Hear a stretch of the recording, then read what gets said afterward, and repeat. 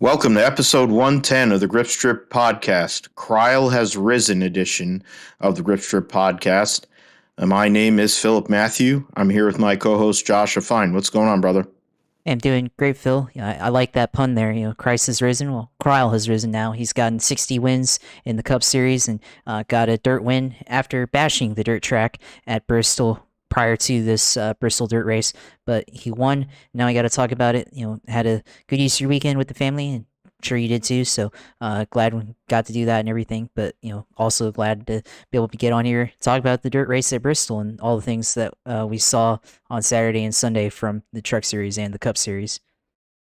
Yeah, that was the main race of the weekend, of course, the Trucks and Cup at the Bristol Dirt.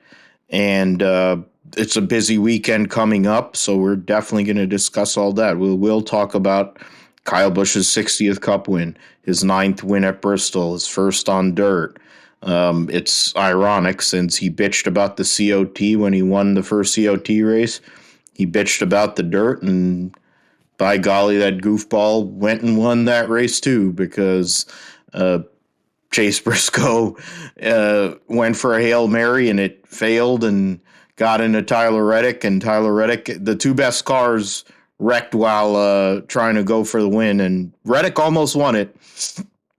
It's unfortunate. I was hoping for the 76 Daytona 500 kind of deal there with Petty and Pearson, but it didn't work out well for Reddick, unfortunately. But one thing's for sure, Tyler Reddick is way more mature than a lot of people that race in NASCAR, and Chase Briscoe is way tougher than most people in NASCAR because the fact of the matter is he literally walked down to Tyler Reddick and they hashed it out. Hey, people talk shit about Brad Keselowski. Brad can't help himself. He's an idiot. But he has brought up a lot of great drivers, and those are two of his guys during the years at Brad Keselowski Racing. And they were able to handle this as men and talk it out. I'm sure Tyler Reddick's thinking about it now and like fucking pissed that he had his first win in the bag. And well, Homestead's coming up. That'll be I figure he's going to win before Homestead, but I think Briscoe also. We'll get into all that. I'm getting off track here. We'll get into all of that with the Cup Series. Ben Rhodes, defending series champion, was dominant in the truck race. And the fact of the matter is he was able to come from tailback and get back to the front. Passes Carson Hocevar, who wanted that first win really bad.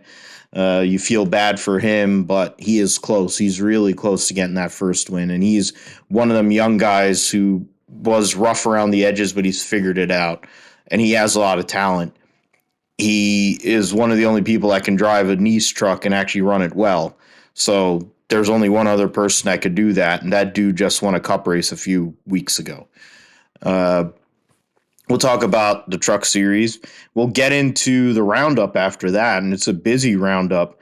MotoGP and Moto2 at the Algarve, F2 and F3 at Imola, World Superbikes at Assen, WRC Rally Croatia, MotoAmerica at Road Atlanta, and then the British Touring Cars at Donington Park before we lead into the Parmigiano Reggiano Grand Prix at Imola and what will take place there, the first European round of the season. Will we see upgrades from the big teams? What can Mercedes do to make up that huge deficit that they have? What will Ferrari do at home now that they have the best car? Theoretically, can Charles Leclerc get another win and a home game and have all the Tifosi freak out at Imola? And then other players that we need to look at. Cup and Xfinity will be at Talladega. There's been certain news.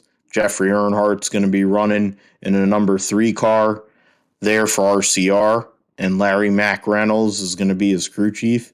So I said it at the bar yesterday that he's going to have a special plate. That thing is going to be faster than anybody else in that whole entire racetrack, akin to what Jimmy Spencer accused Dale Earnhardt Jr. of back in 2001, which, to be fair, Jimmy Spencer was right. And I mean, the reality though is for the next like 4 years, if you went to a super speedway race, it was either going to be the 8 or the 15 winning. So, I mean, Dale Earnhardt Jr. was just really, really good at it. Oh, and Dale Earnhardt Jr. is going to be on the broadcast for Fox with this whole cross promotion thing. So Josh is really happy about it. I might actually have to watch a Talladega race, which is brutal to watch because it's way too long. They'll say, "Oh, I'm an old school fan. Talladega's unwatchable.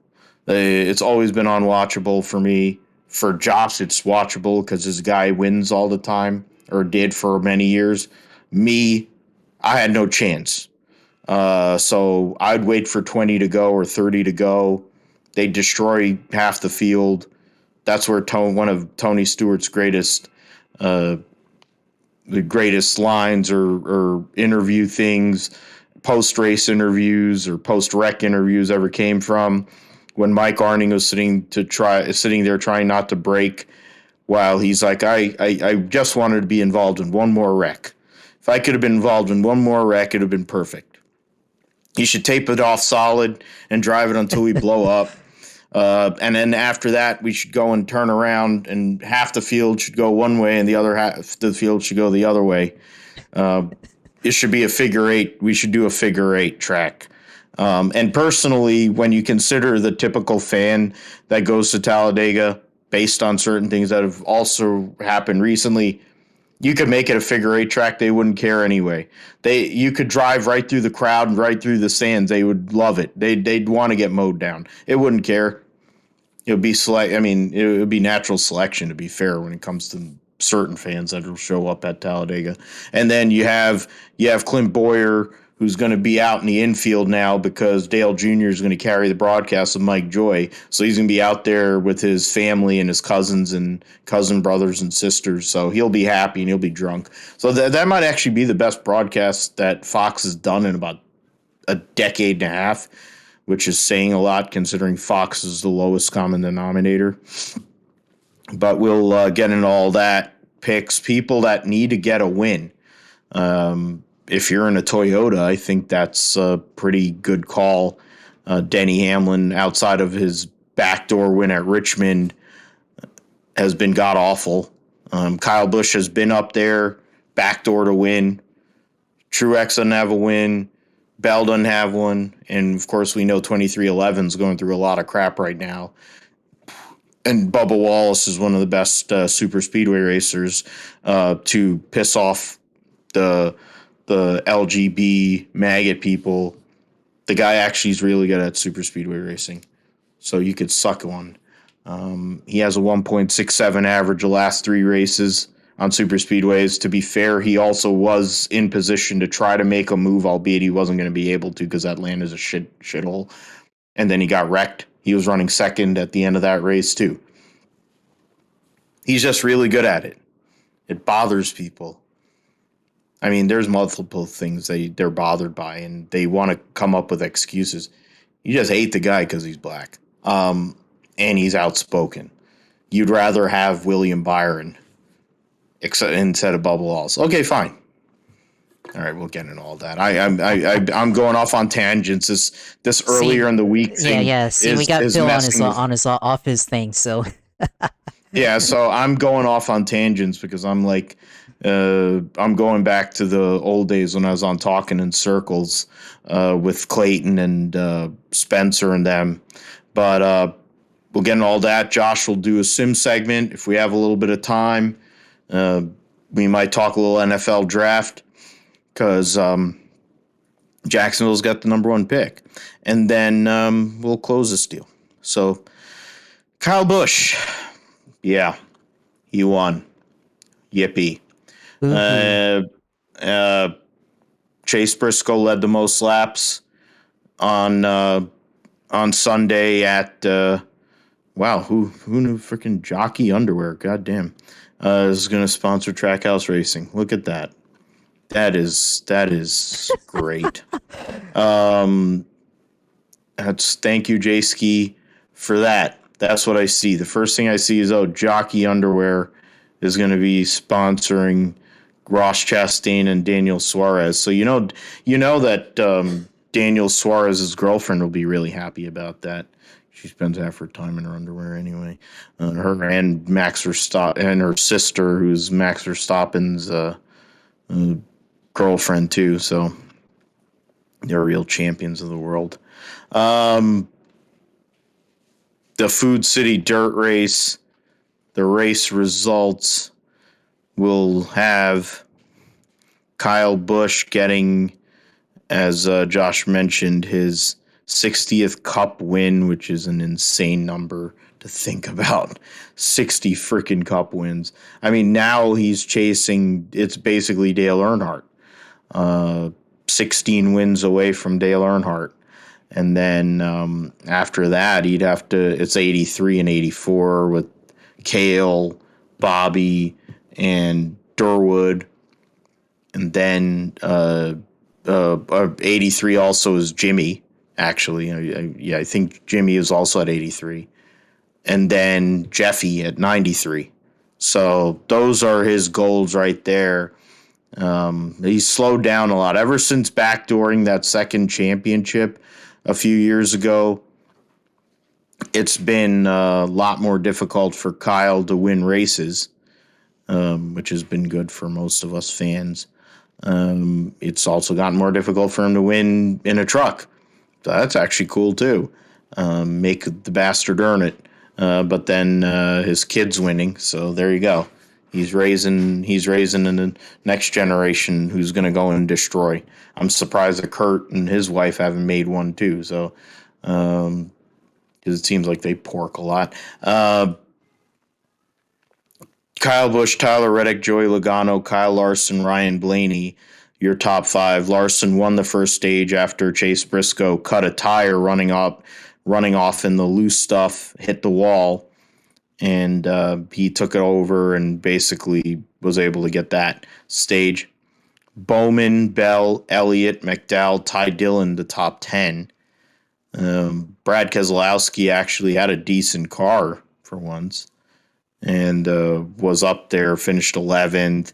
Daniel Suarez led for 64 laps, had a chance to win. I think if they would have called a race earlier, he might have won. Chase Briscoe, if they had called a race, might have won. Reddick was actually leading the race. They could have called it. He might have won before Tyler Reddick and Chase Briscoe ended up having their situation. Reddick was kind of thinking he was at fault.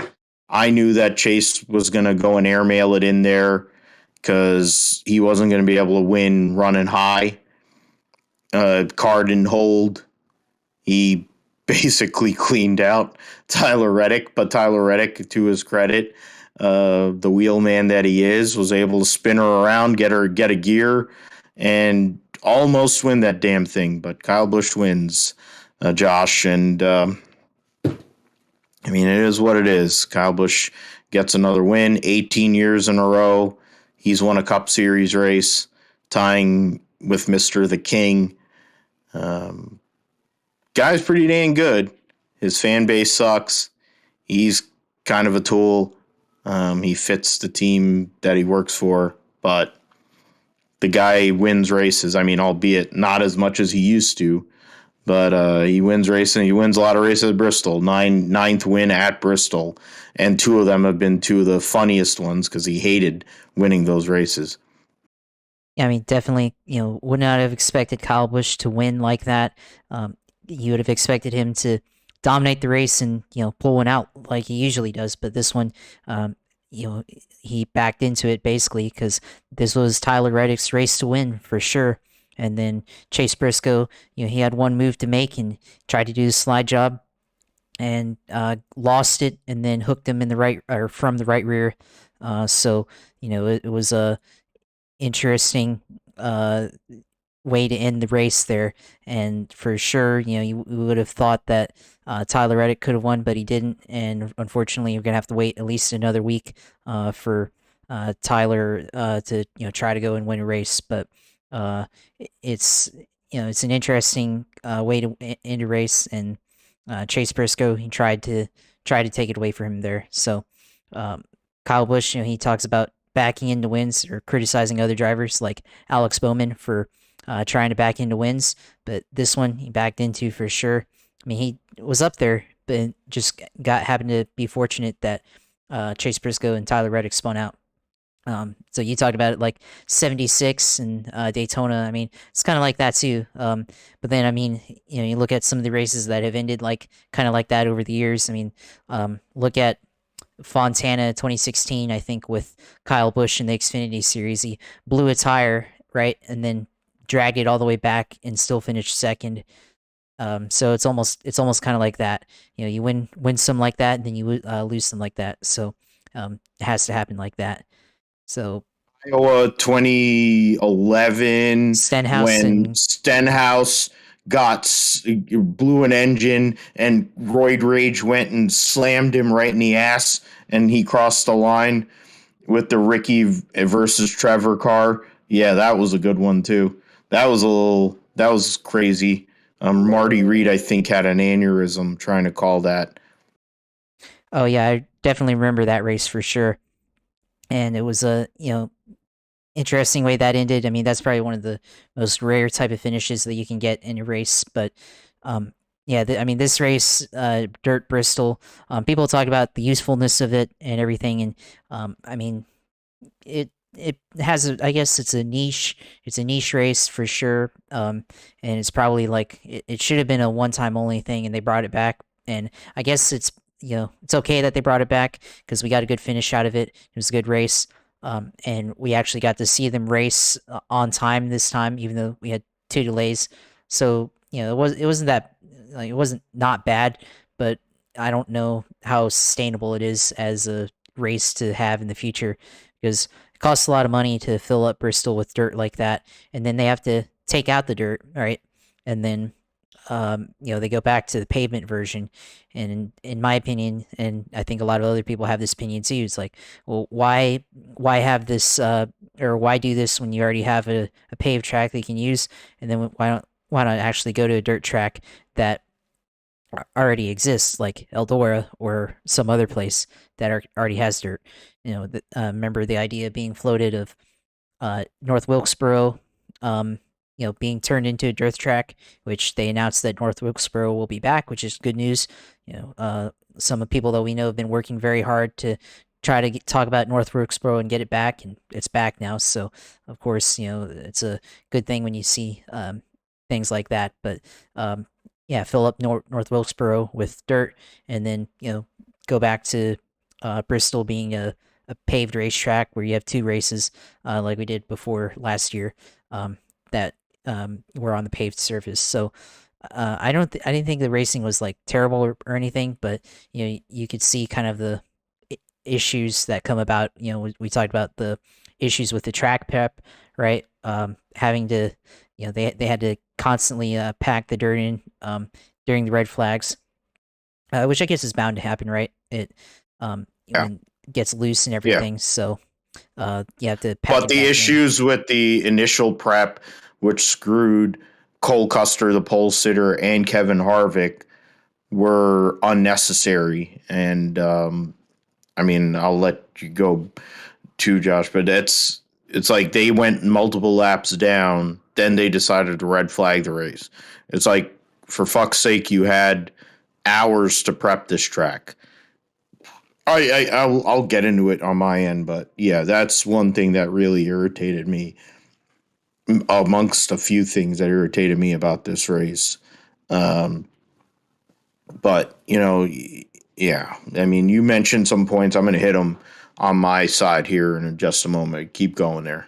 No, I mean, yeah, it's just comes down to having a track that isn't normally a dirt track, and you have to hire in people to um, turn it into a dirt track and go through all this work, and you don't get it right, right? You mentioned the issues with the track pack before, kind of screwing over the pole sitter Cole Custer, right? And then you have the continuous issues throughout the race, um, especially when they stopped the race and went under red flag for the rain, and they had to continue to pack in the dirt for uh, you know the cars and everything, and the issues with the track containing moisture versus when it was dry, right?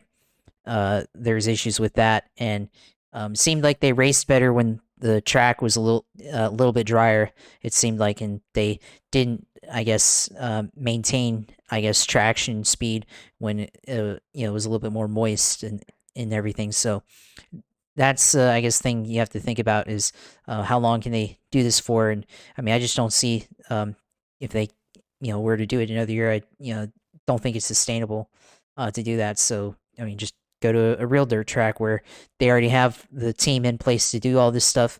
They know what they're doing, and they know how to keep the track ready for racing and how to keep it raceable, I guess, and if that makes any sense. So yeah, just go back to paved Bristol and go to a real dirt track if we're trying to dirt race. And then, I mean, there's also the other issue of getting the cars prepped for dirt racing, and the controversy over the windshields and all that stuff.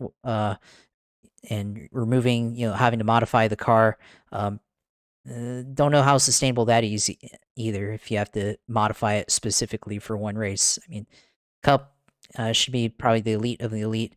I feel like ARCA races on dirt, right? They have like one or two dirt races at the Illinois Fairgrounds and I think one other place. So I don't Yeah, know. the Illinois Yeah, State Fair, and then think it's usually I'll isn't it go look it up Knoxville? here.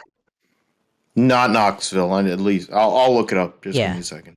yeah, but so ARCA races there, and I mean we've seen truck, so I feel fine with the lower levels of racing and stock car racing being able to go on dirt race, but not sure about Cup. It just feel like there's just a lot of moving variables, I guess, and things that you have to consider, and I'm not sure if Cup should do it all the time or not. So we'll see. We'll see what happens.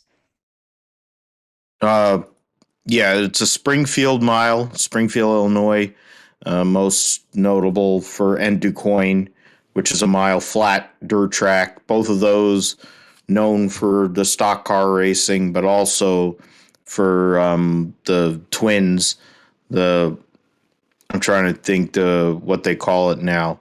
I think it's a progressive twin series or whatever in the AMA with the Harleys and the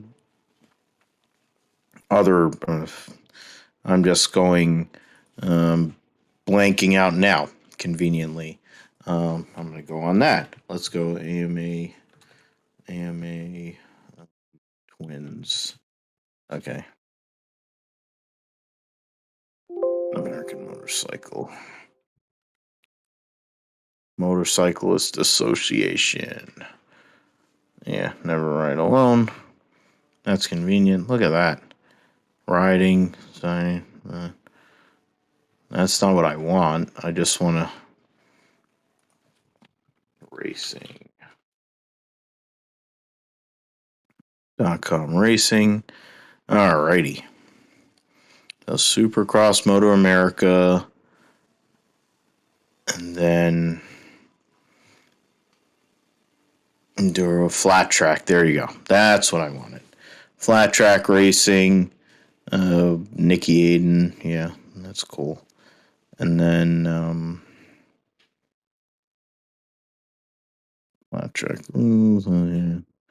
Okay, competition rule. Look at that's a good website, unlike NASCAR or some of these other series, they actually put their rule book out there for everybody to see. Well, clicked on that. But yeah, they have the flat track series, which is out there, and they race at those tracks. And there's great side by side drafting, the whole bit.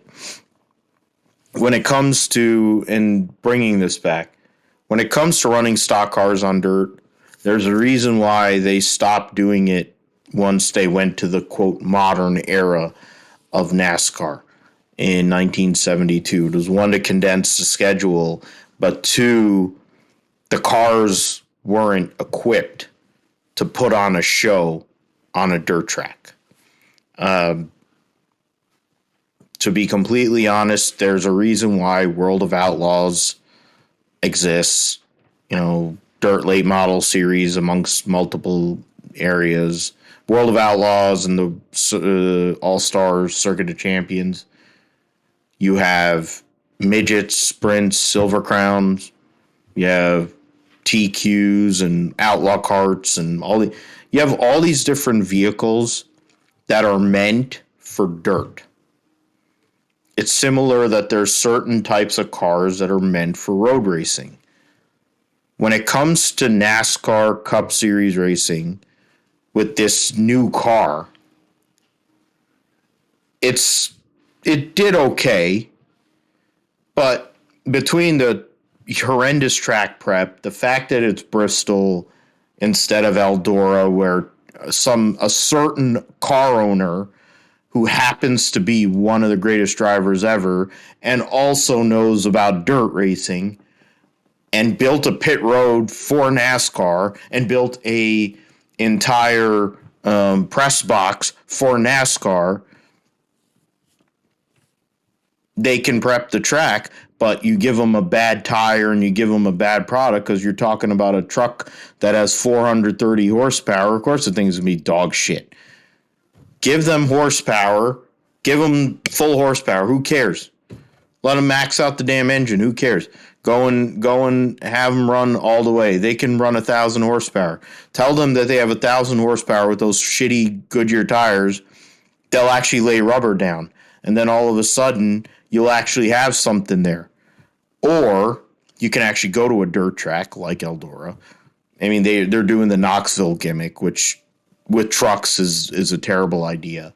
You need to be at a track that's more condensed and has banking with a truck to make it happen. I would think I-55 at Peevely, which is the Buckeye Bullet Dave Blaney's track. Or no, is that no I-55? No, that's Ken Schrader's track. That's the track they should be racing at. If they want to run a truck on a dirt race, that's where they should be racing. They should be running at Peevely, Missouri, and they should run it as a combination. They run Peevely, Missouri, and they run St. Louis, the track Gateway, whatever the hell they call it now, Worldwide Technology Raceway. They could combine it the way ARCA goes and combines their races like in condensed in a short time frame. Go and say, hey, we're gonna go and take care of these two races in like a few days. We could do a midweek race on dirt. We'll do Gateway on the Saturday, something like that. That would be, you would solve multiple problems this way, but it makes too much sense. The track prep sucks. They don't ask the right people to do it. You'd be better off. Clint Boyer sucks at announcing. Have that jackass go down there and prep the racetrack. They'd be better off having him down there.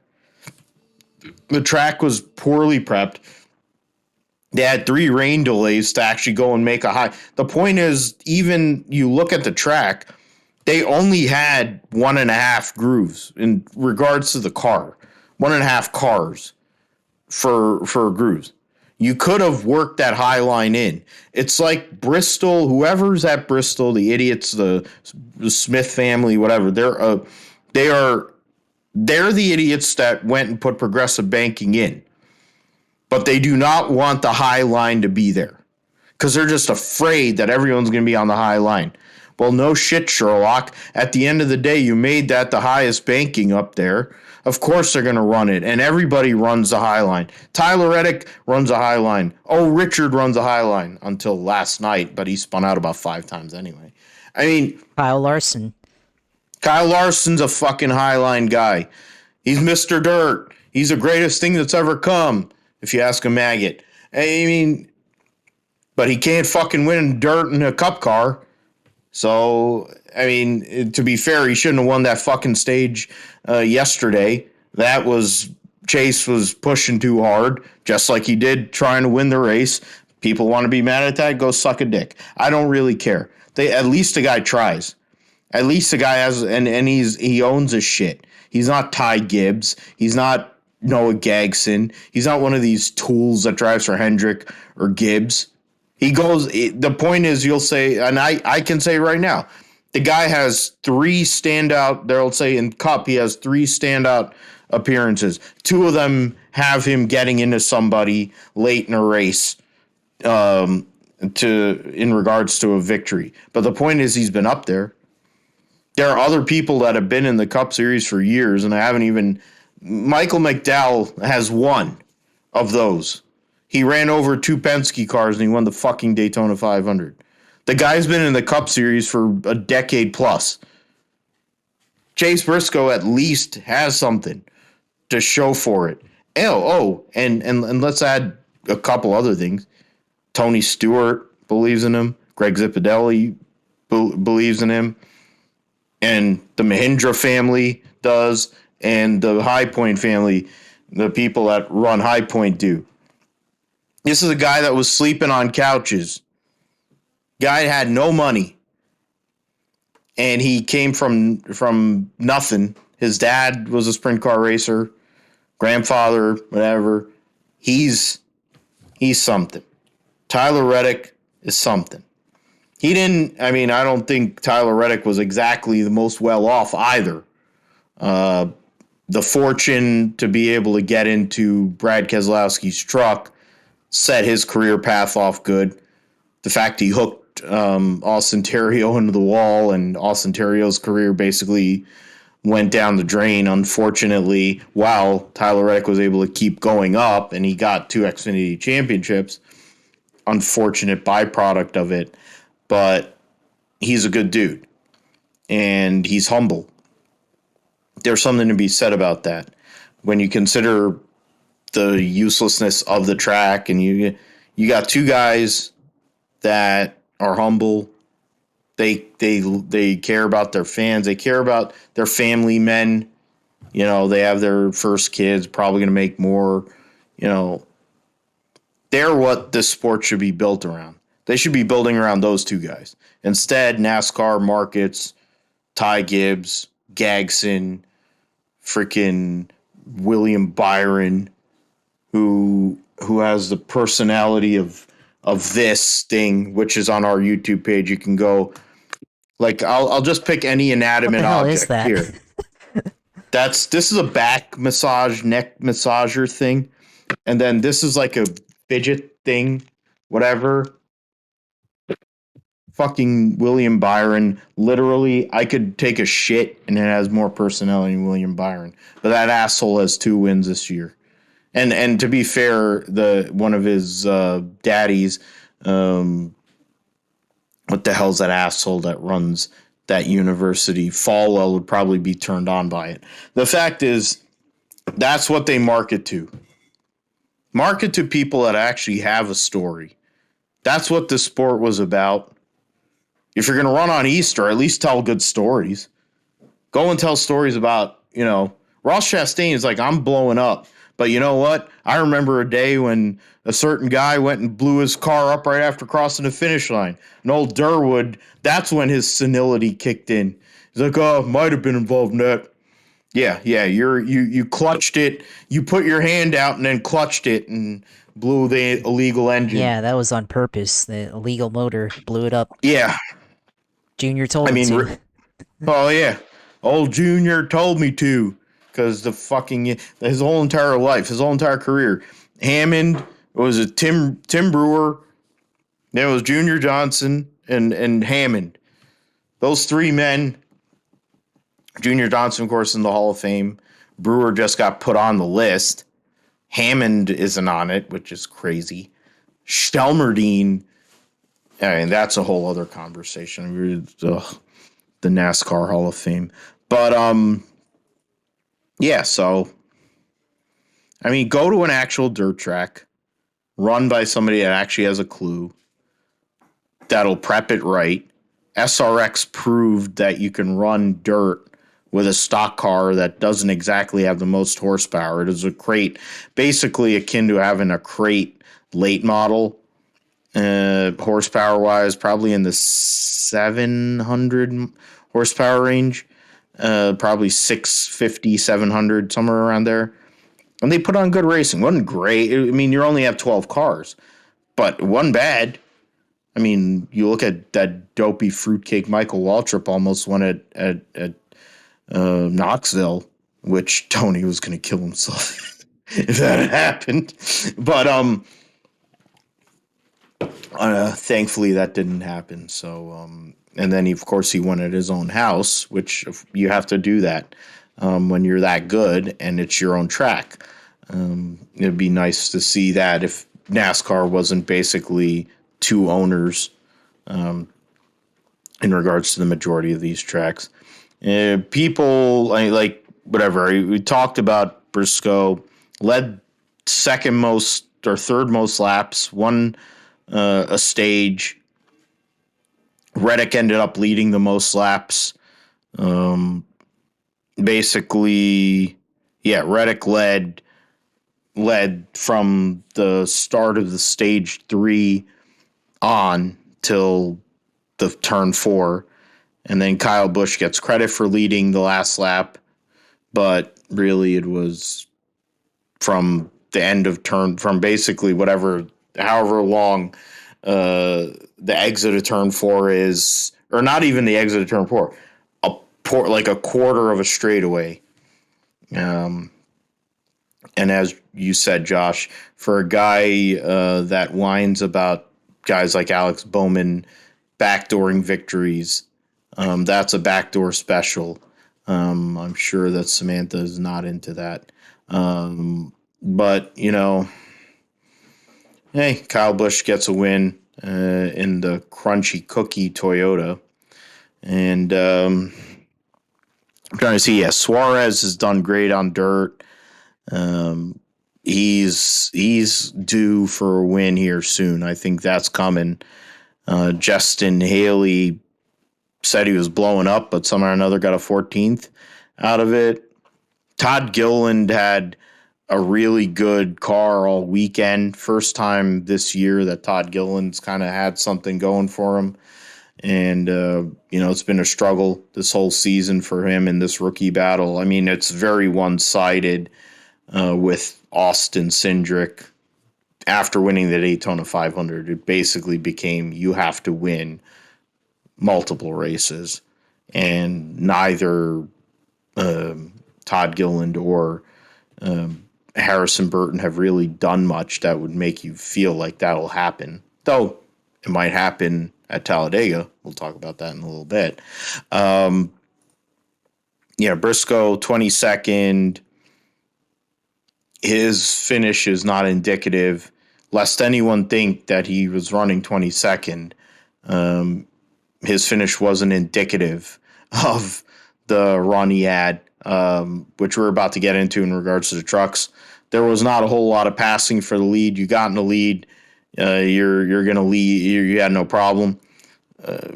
But just like the guy who won in the Truck Series race, you went to the mid-pack or back, and when you have a fast vehicle, you can get back up there. Chase was shifting. He's been one of the initial people that was trying to go and shift to get more momentum, and other people are picking that up. It's kind of like how Tony was clutching the car back a few years ago to go and save fuel, and that became a thing too. That kind of makes sense. Other people that had runs that they didn't get paid off for, I think Eric Jones had a good run going. He got wrecked. Chris Buescher wasn't bad. Trying to go through here. Yeah, Josh Williams in his Cup Series debut gets a top 25 and had a couple of milkshakes afterwards, so good for him. Cody Ware was raging at Clyde, ran into him after on the caution. I figured they were going to park him because, how dare you, Cody Ware, run into William Clyde Elliott II after he went and used up Cody Ware. But I actually became a Cody Ware fan. I don't know how that's possible. I have goofed on him and his father for years, but there's something going on. Whether it's because Rick Ware actually runs a proper Indy car, Cody Ware going and running into Clyde, Ryan Eversley driving for him. There's like this is. I mean, we were in reverse world or whatever. We were in opposite land for 4 years here a few years ago, but I guess we're in a world where I'm mellowed out. I mean, I'm not mellowed out in certain things, obviously, with the I mean, show, right now.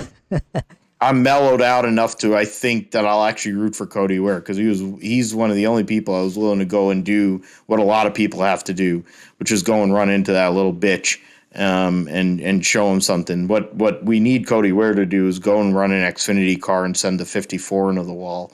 And the 9. That would be that would be great. They'll say, "Oh, you want somebody to intentionally wreck people? You're a horrible person." They're both assholes. They need to get humbled. If wrecking him isn't going to humble him, then go and beat his ass. Cody Ware is one of the only people I would. And the point is, he's got like a foot on both of them. I mean, Ty Gibbs is like 4'11". He's like Eric the Midget. And then you have Noah Gagson, who's like, he looks like he's so high on coke, he probably pass out after like a couple of shots. You just have to give him a couple body blows. He'd be done. He's like Butterbean now at this point. He looks so bloated. He's like a bloated hack. Whether he's high or he's drunk, there's something going on with that. Richard, he spun out. Gagson, of course, wrecked, which I love. Colleague is going to waste money having him wreck race cars. He's 2 for 2 this year in wrecking race cars. So that's pretty bad. Ross Chastain blew up. Dylan and Kurt Busch got wrecked in that Gagson deal. Harvick had gotten that wreck, I think, as well. Denny Hamlin had a blown engine. As I mentioned, he has had quite a season.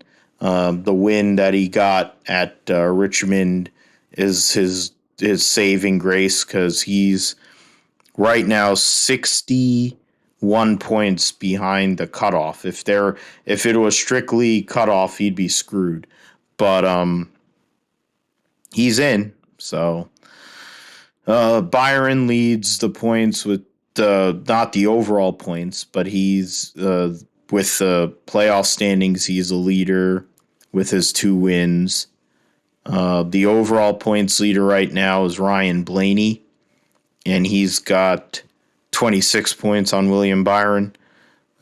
Chase Elliott, Joey Logano are second and third in overall points. Byron's actually 4th in points. Then Bowman, Kyle Busch, the hack, and the guy who called him a hack, and the hack himself are up there. Chastain, Larson, Briscoe are all condensed really close together, along with Martin Truex and Tyler Reddick. Eric Almirola, the Kevin Harvick, then Austin Cindric, and Christopher Bell and Denny Hamlin. That would be the top 16 in points. So that's that. Let's get into the Truck Series event at Bristol. The Pinties truck race. Pinties, of course, announced that they're going to be back to sponsor the Canadian, what was CASCAR. They'll continue sponsoring the CASCAR series for a few more years, but they'll also sponsor some of these races. Rhodes won both stages, had to pit, came back to win the race. There's only 2 people that led. It was Ben Rhodes and Carson Hocevar. Rhodes, Hocevar, John Hunter, Kligerman, who I forget who said Kligerman. I read it somewhere. I think it was on Twitter. I have to go and look. Just give me a second here. In regards to one of the reporters who went and said that, who reported because he follows, I think it's one Joey Barnes, who's John, wow, that's something. Give me a second here, but I'll let you go and take it here, Josh. In regards to Ben Rhodes, I mean that's one of the best performances he's ever had. I mean he's been in Truck Series for like 100 years, Truck Series champion by backdooring that win last year at Phoenix, but that was legitimate. That was probably the best performance Ben Rhodes has ever had. I think in a Big Three series event, and to be able to basically get around clean, get around Carson Hocevar clean after having a comeback, it's a big deal, and I think a big momentum builder for him in regards to trying to go and get a repeat championship here in the Truck Series.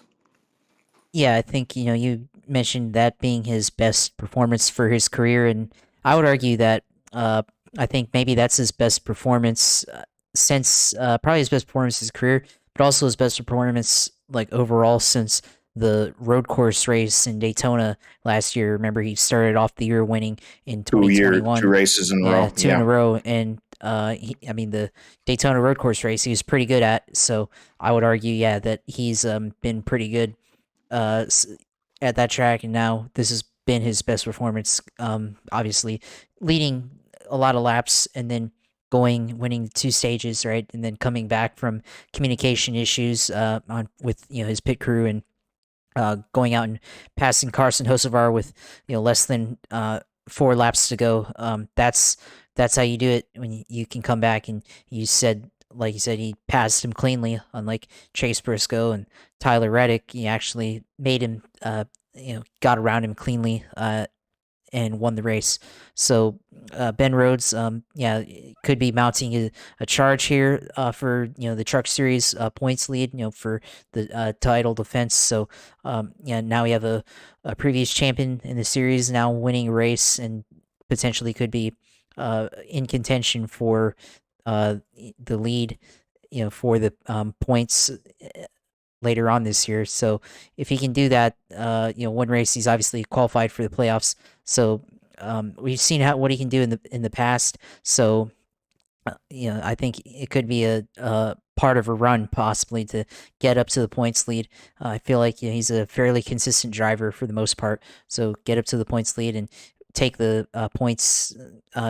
Regular season points title, and then use that as momentum to potentially win the championship, because you're basically if you can win the points title in the regular season, you can basically roll over the bonus points that you get through each round and protect your points lead as you go throughout each round, and get yourself to Phoenix as long as you have nothing no issues happen. So this could be the start of run for Ben Rhodes, but Carson Hocevar, obviously, that's the other big heartbreak from the weekend. But he's been improving ever so slightly in this series, and it's not going to be too long before he finally gets into victory lane. So it just wasn't meant to be for him in this race, but he's shown the talent to be able to compete in this series. So won't be too far away for him to get a win. And I thought maybe he would be a contender in this race. I think in the preview for this race. So definitely think in the future. I think we both Yeah, talked about him. yeah, I think that is correct. So definitely think in the future, he's got the right mindset, I think, to win these races. So it's not too far away, and he's done pretty solid job so far. So it's not really a matter of if he's gonna win, but when he's gonna win. So um, unfortunately, didn't come in this one, but that's how it goes. But yeah, Ben Rhodes dominated in the race, but still had to find a way to win. So credit to him for going out and winning this Bristol truck race. Yeah, the Daniel McFadden posted a tweet about I think either Chandler Smith or John Hunter Nemechek made a comment about uh, they should that Parker Kligerman should go and uh, get bleeped with a cactus or sit on a cactus or something because of how he was racing. It's funny. You should go and look at Daniel McFadden's page. He's one of the great writers, one of the best writers on the NASCAR beat. There are people who have gotten very used to and gotten very comfortable on their beat, even though they're not that good. But he's one of the best. Joey Barnes is another one.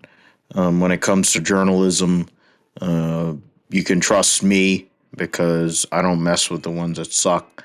I did it, and it's hard. It's a grind. The people I F with are the best of the best. They're not people that are ball lickers or cocksuckers, for sure. So Daniel McFadden's one of the best. He posts all the tweets. He listens to the radio chatter and stuff. So it's good following him. It's a good follow during any race. Along with our buddy Joe Passero, who posts live tweets races too. So multiple time guest on our show, Joe Passero. We're probably going to have him on here probably in a few weeks' time. I would think during 600 week or All Star week. I think it'd probably be a good time to have him on. We'll see how that goes. In regards to how good Ben Rhodes has been, Josh brought it up. Ben Rhodes has 5 top fives and 6 races.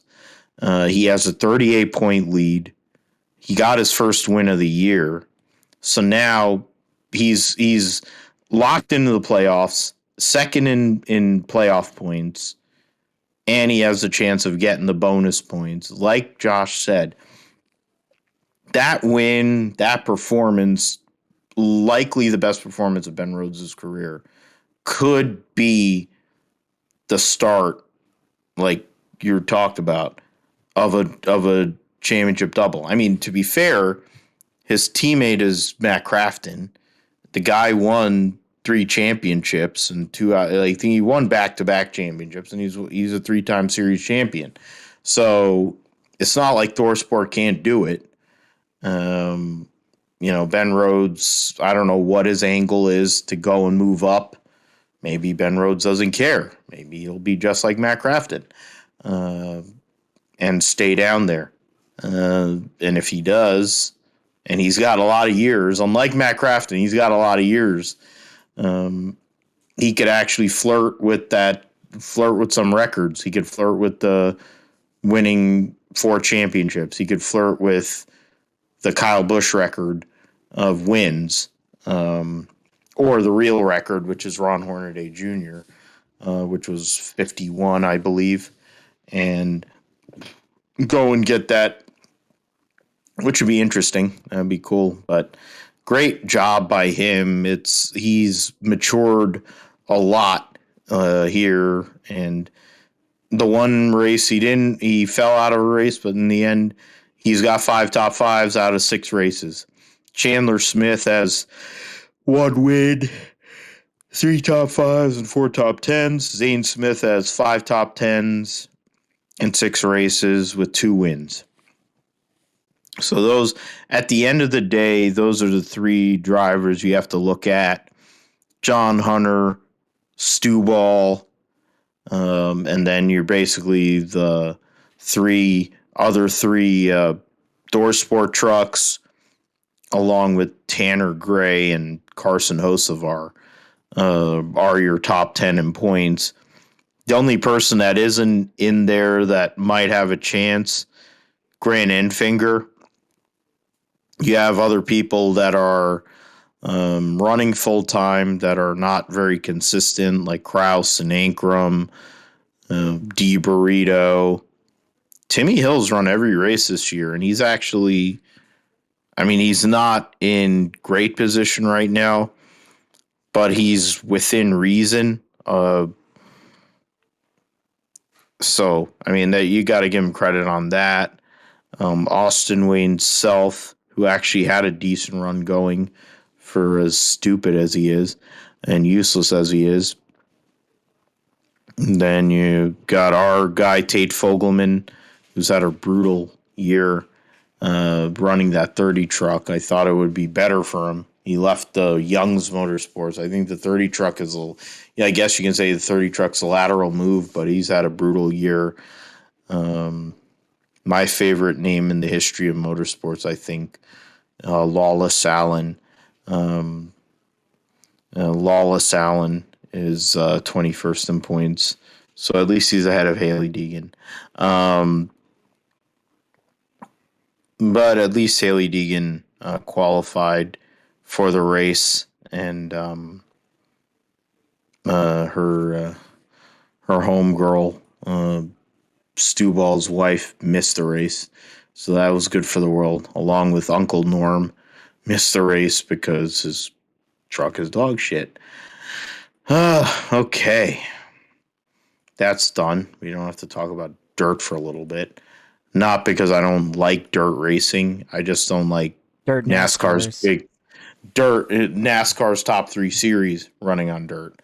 You can run all the ARCA races you want on there. ARCA East, ARCA West, ARCA Series. That's fine.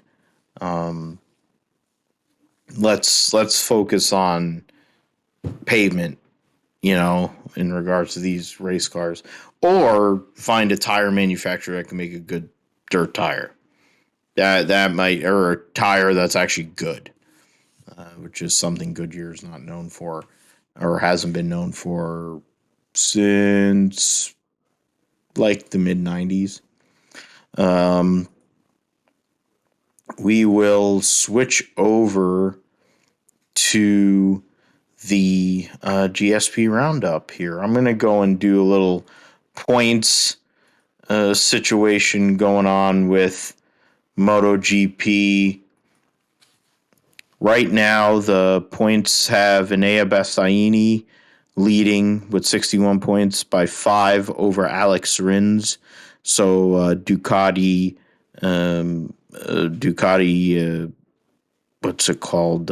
Satellite Ducati rider against the Suzuki factory. Alex Espargaro, who won in Argentina, is third, 50 points, so 11 back. 15 points back is former world champion Joan Mir, the other Suzuki rider, and then defending world champion Fabio Quartararo is fifth.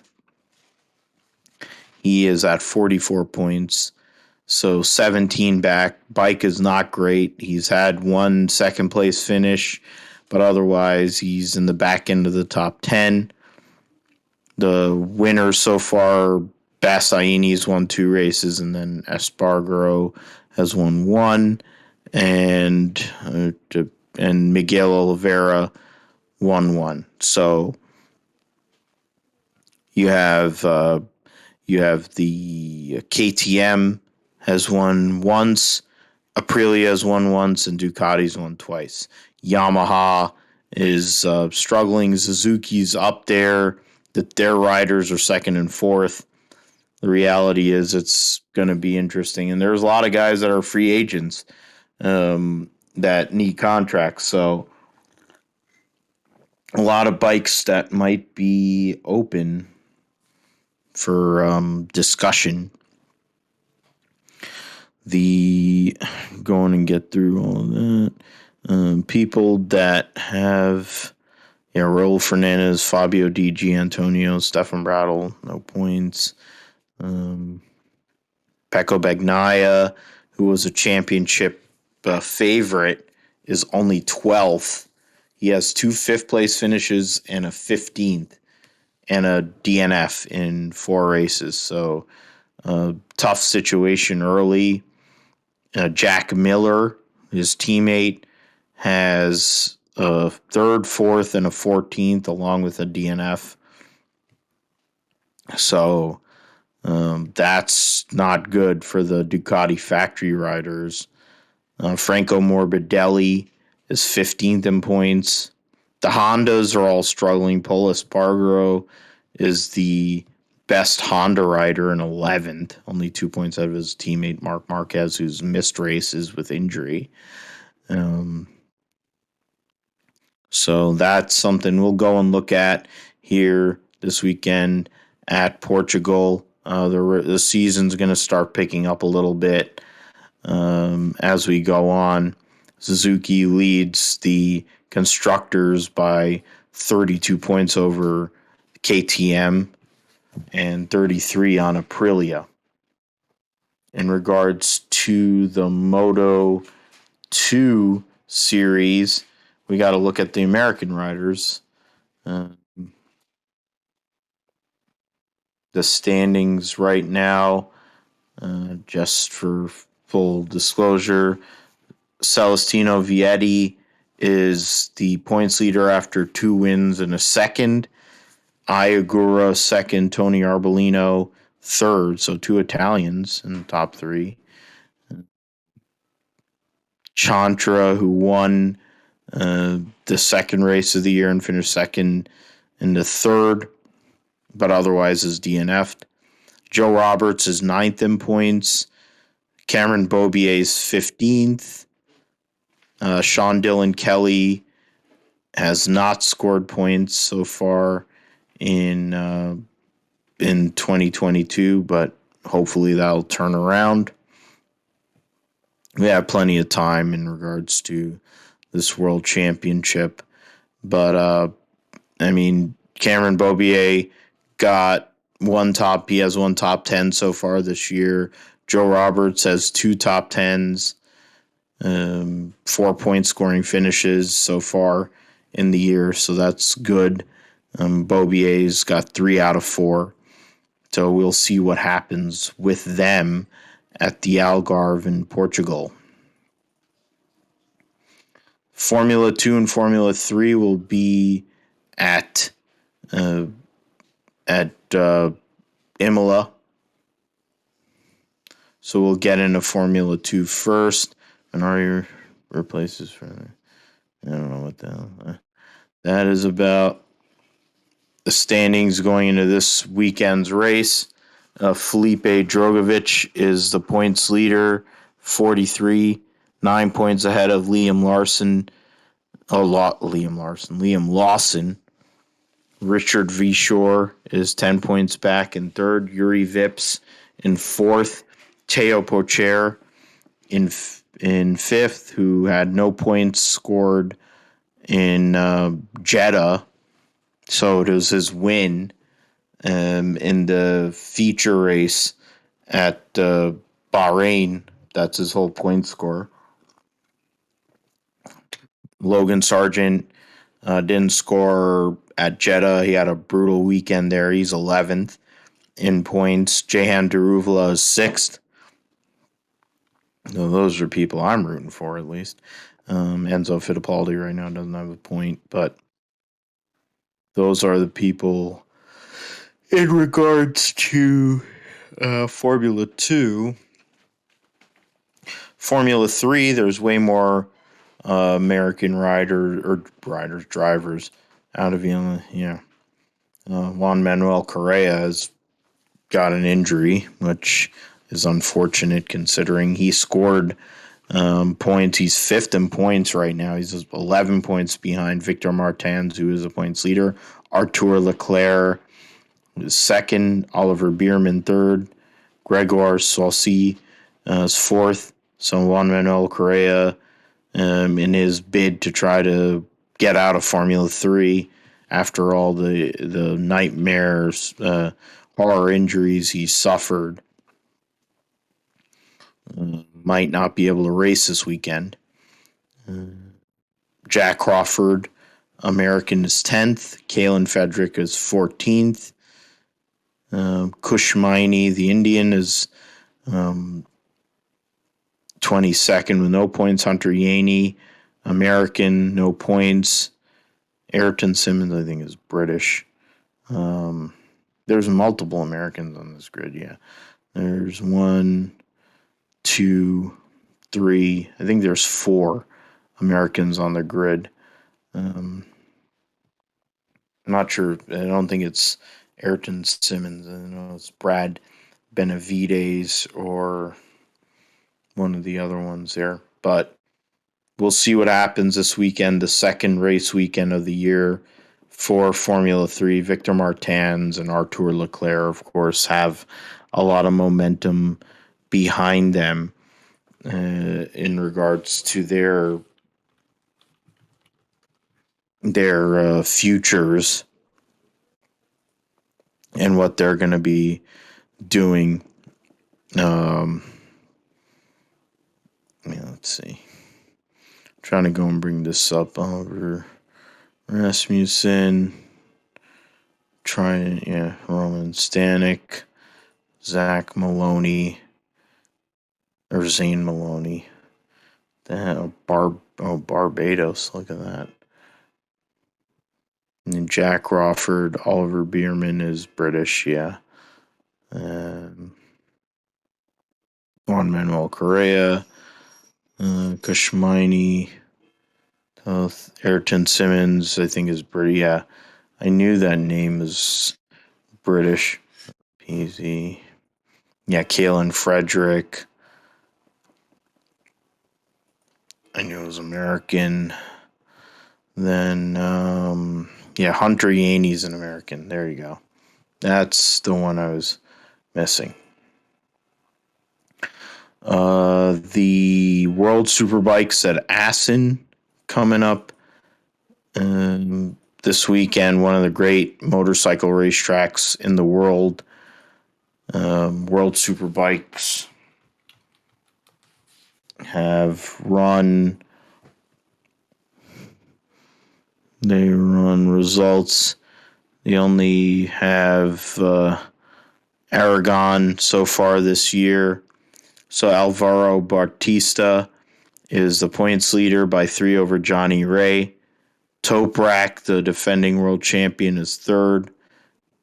Because I can't pronounce his last name, and I'm not going to try to because I don't get paid like the likes of Al Michaels or Mike Joy or the like. Michael Ruben Rinaldi is fourth. Iker Lackawanna, former MotoGP rider, is fifth. Garrett Gerloff is 10th in the standings right now. It's only they only had one round of the championship. They'll go to Assen, and then there will be a month's break until they go to Estoril in Portugal, one of my favorite racetracks in all the world. And Emilia Romagna around then a few weeks after that, which I think is at Misano, yeah. Marco Simoncelli, Misano. I'm like, that looks like Misano. And I was right. Prosecco. Wow, Prosecco sponsoring around. Look at that. Yeah, their schedule is horrendous. I'm like, who the hell decided to make this schedule? The schedule for the World Superbikes is not good. It seems like the Truck Series schedule. But those are points there. In regards to Rally Croatia, they've had a few races, for a few rallies so far this year. Ogier retired, so that helps. Sebastian Loeb won Rally Monte Carlo, and he's a part-timer. So Kalle Rovanperä, the son of Harry Rovanperä, is the points leader. Thierry Neuville, second. Gus Greensmith for Ford is fourth. Sebastian Ogier, as I mentioned, part-timer, is fifth. So Takamoto Katsuda essentially is fourth in points, and Craig Breen is fifth in points. So far in the World Championship, going to this round here in Croatia. So Kalle Rovanperä trying to get 2 wins in a row and solidify his spot as the guy to beat in World Rally Championship this year. Trying to get through MotoAmerica here, motorbikes. Yeah, they don't have MotoAmerica here. It's a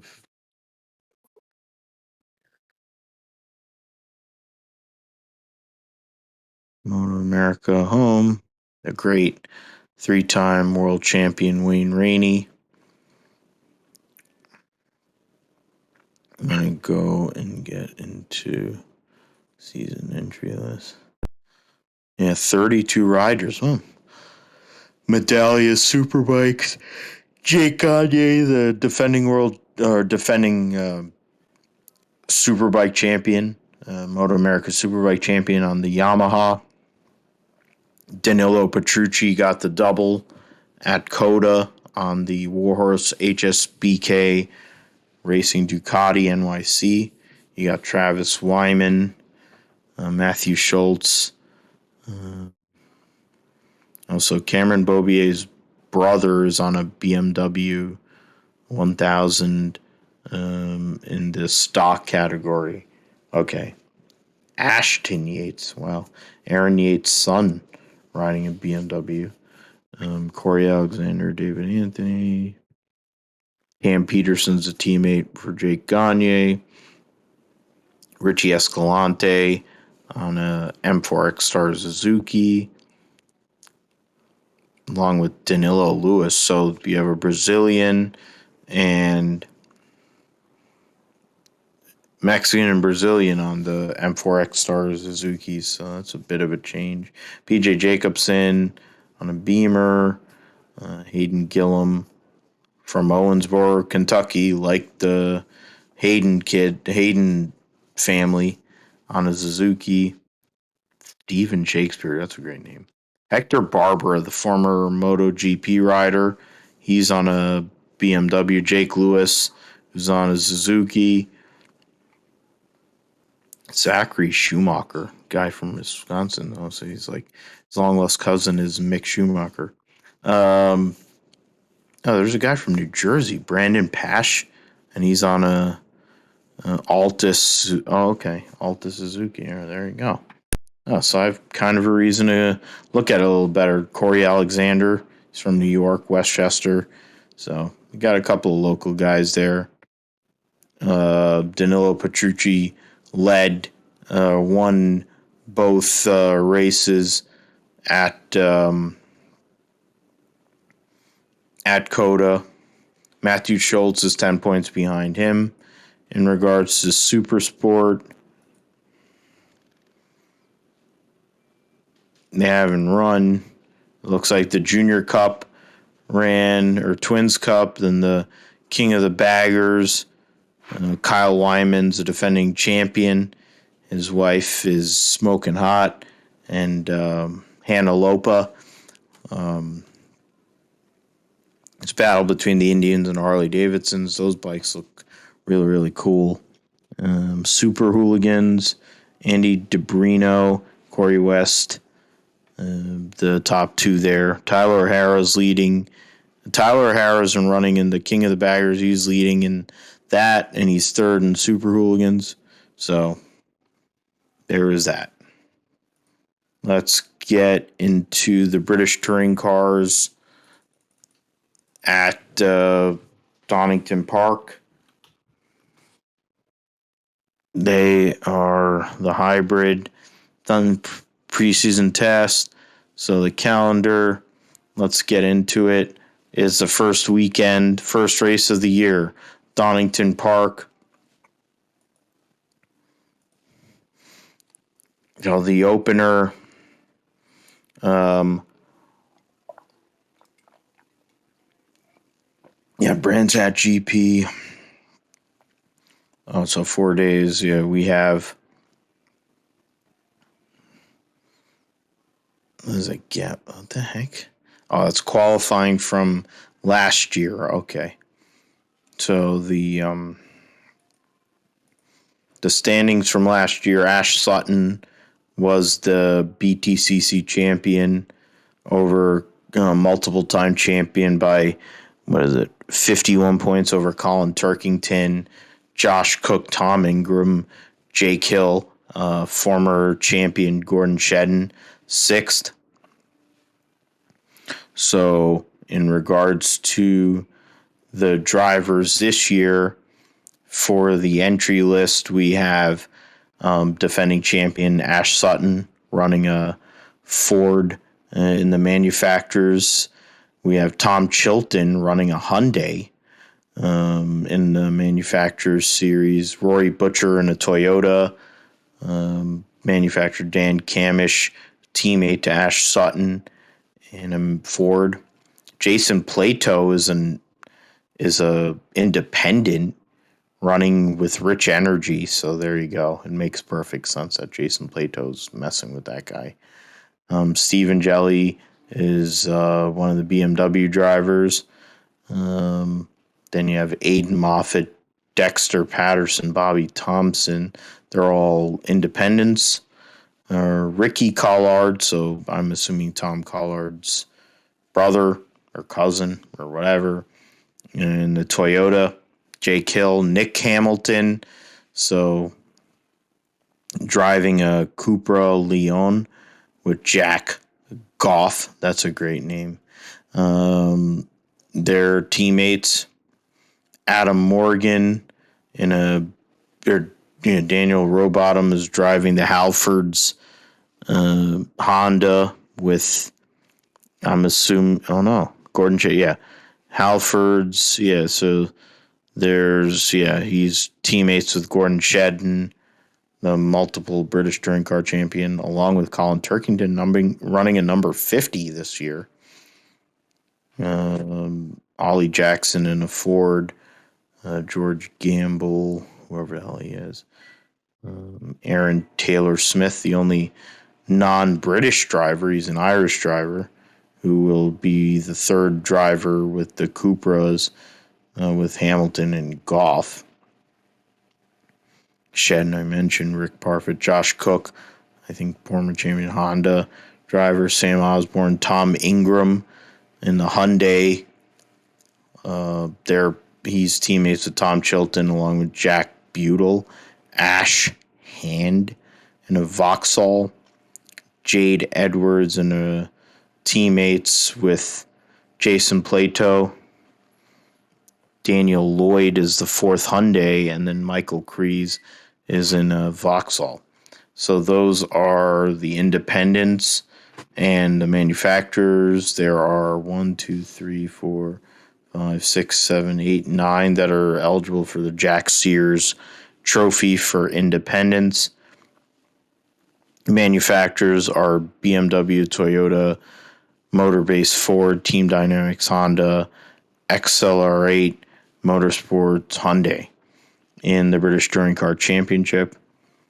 So we will see if Ash Sutton can defend his title in his Ford. We will transition into the Pasta Fazul Grand Prix at Imola, and I'll let Josh take it because I've been talking for a while.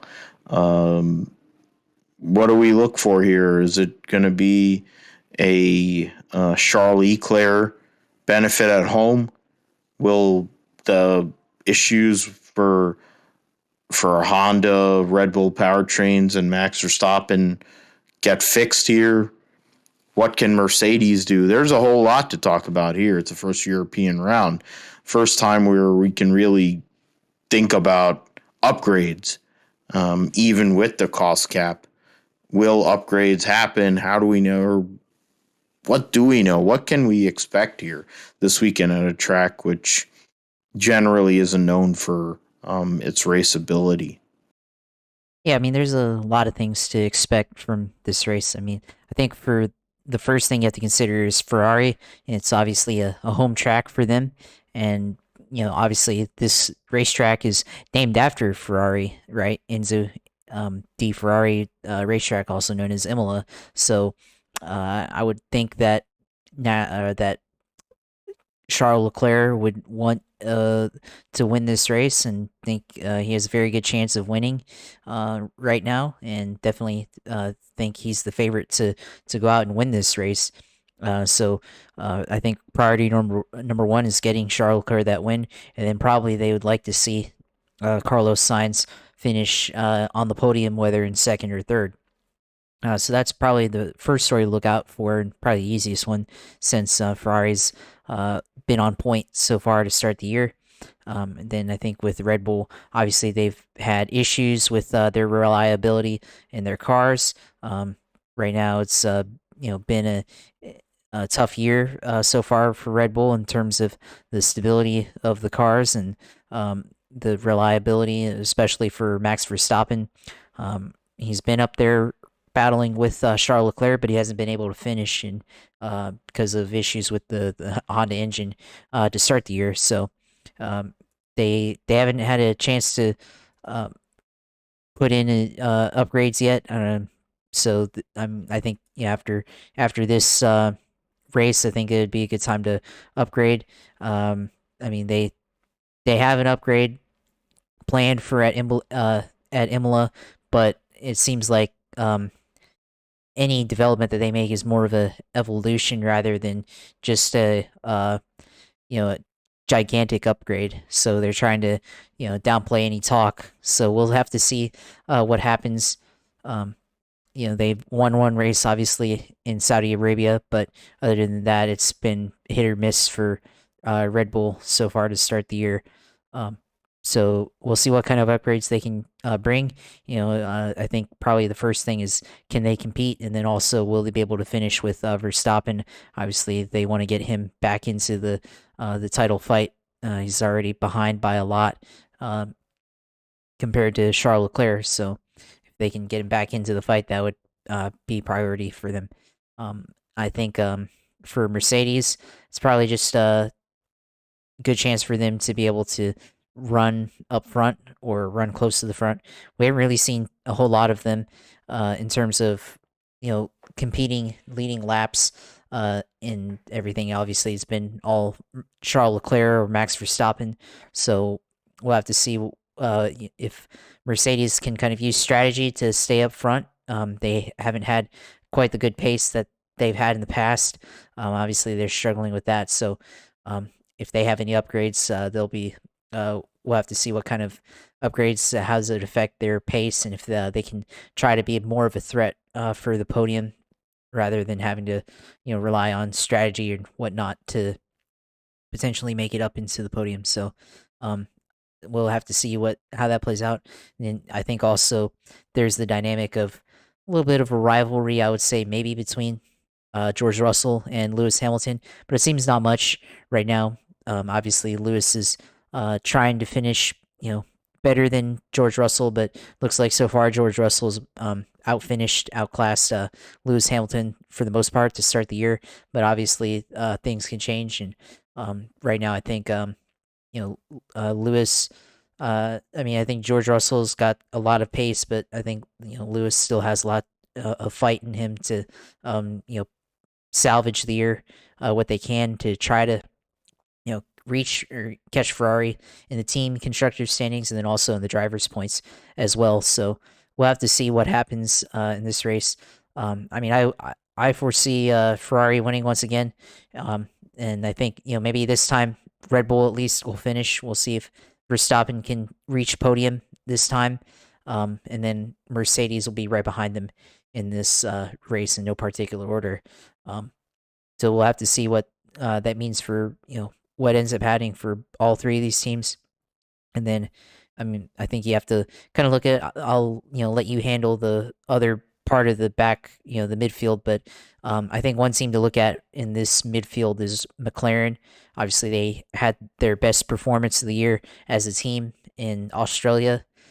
Ricardo finished in the points, and then you also had Lando Norris finish in the points. So they, as a team, they did well for the first time this year after the first two races having a lot of struggle. So I think this race we'll have to see if they can continue the momentum, I guess, and finish within the points, and then possibly maybe be a threat for the podium. We'll have to see, or at least be in the talk, in the picture, competing this race. So I think that's the one team that I would look at as someone that can maybe move out of the midfield if things can go right for them. Yeah, I think the team that, I mean, you mentioned it with Mercedes, they're the ones to watch. What is Mercedes going to bring to the table here at Imola to try to get George and, of course, Lewis back in contention? Can they bring a big enough upgrade within the confines of this cost cap to be within reason? Cut that gap maybe halfway, so like 3/10 when you're on like total pace. They have issues with porpoising worse than any other team, I think. Can they fix that? Can they go and get a wing set up or a ride height set up with dampers to go and make it more drivable? Lewis hasn't won there. It's one of the only tracks he hasn't won at. They've only been going there a couple of years, so there is that. George, of course, wants that first career win. It'll be hard as things stand. Didn't Lewis win in 2020 at Imola? Oh yeah, that's right. Sorry. Not. I mean, fine. that was the pandemic year too. I'm going to bring it up just it is. I'll just bring this up like that, and then in 2020, he only ran 16 to 17 races, and he won at Imola. Yeah, he did. And he won by 5.7 seconds over Valtteri Bottas. Valtteri Bottas led the first 18 laps, and he took over from lap 19 to the end of the race. Okay, so yeah, my fault. Sorry. I'm having a great one this show. For the people that don't want to like me, well, you're getting your fill. But the reality is, I think that's the main story. Josh already mentioned it. Can Red Bull, with their reliability, have both cars finish, which is big in regards to constructors? Can Max Verstappen score points? He may win the race. I mean, who knows? Probably likely he'll be the guy that wins the race. That's what F1 wants anyway. But Charles Leclerc is the points leader. It would be a great look for him and for Ferrari to win at home. Enzo and Dino Ferrari, whatever the hell they call it, the Motodromo Enzo and Dino Ferrari, which is Imola. You'd think in 2022 they could go and make changes that wouldn't involve them having multiple Mickey Mouse chicanes to make the track a little bit more racy. Personally, at this point, it's been long enough. We're closing in on 30 years nearly since Senna's death. I think you could bring back the Parabolica. If you want to go and have the Mickey Mouse chicane before Tosa, okay, fine. But you have enough sand and runoff where I think you could bring back the Parabolica at least, let alone the Tosa hairpin to where it's actually you can draft and you can do stuff and make the track at least decent. The track's a dump. It's probably good for lower level, lower Formula Series and touring cars, but it's not meant for Formula One. It's a waste of time. Honestly, I think the F2 and F3 races will be a little better. F3 will be really good there. F2, meh, and then the F1 races can probably suck because the ones they've had so far since they came back there have sucked. I'll pick Fish Lips to win. Makes me nauseous, but Fish Lips to win. Leclerc second, and Lewis Hamilton third. In regards to what Josh mentioned for the midfield, yeah, McLaren's up there, but I'm thinking Alpine. There's news on motorsport.com where they're talking about the power unit being within reason, only a few bhp off of the top teams, which is basically Ferrari, because they're the only ones that truly figured out this new E10 fuel and made it with their engine power unit and have it in a position where they can compete. The Honda people have not figured it out. Mercedes is in a bad spot. So it's a good spot for Alpine, considering if Andretti can get into Formula One, they'd have a customer to go and make things look good. I think Alpine with Alonso, he's a former winner there. Esteban Ocon, I think, has won there in lower formulas.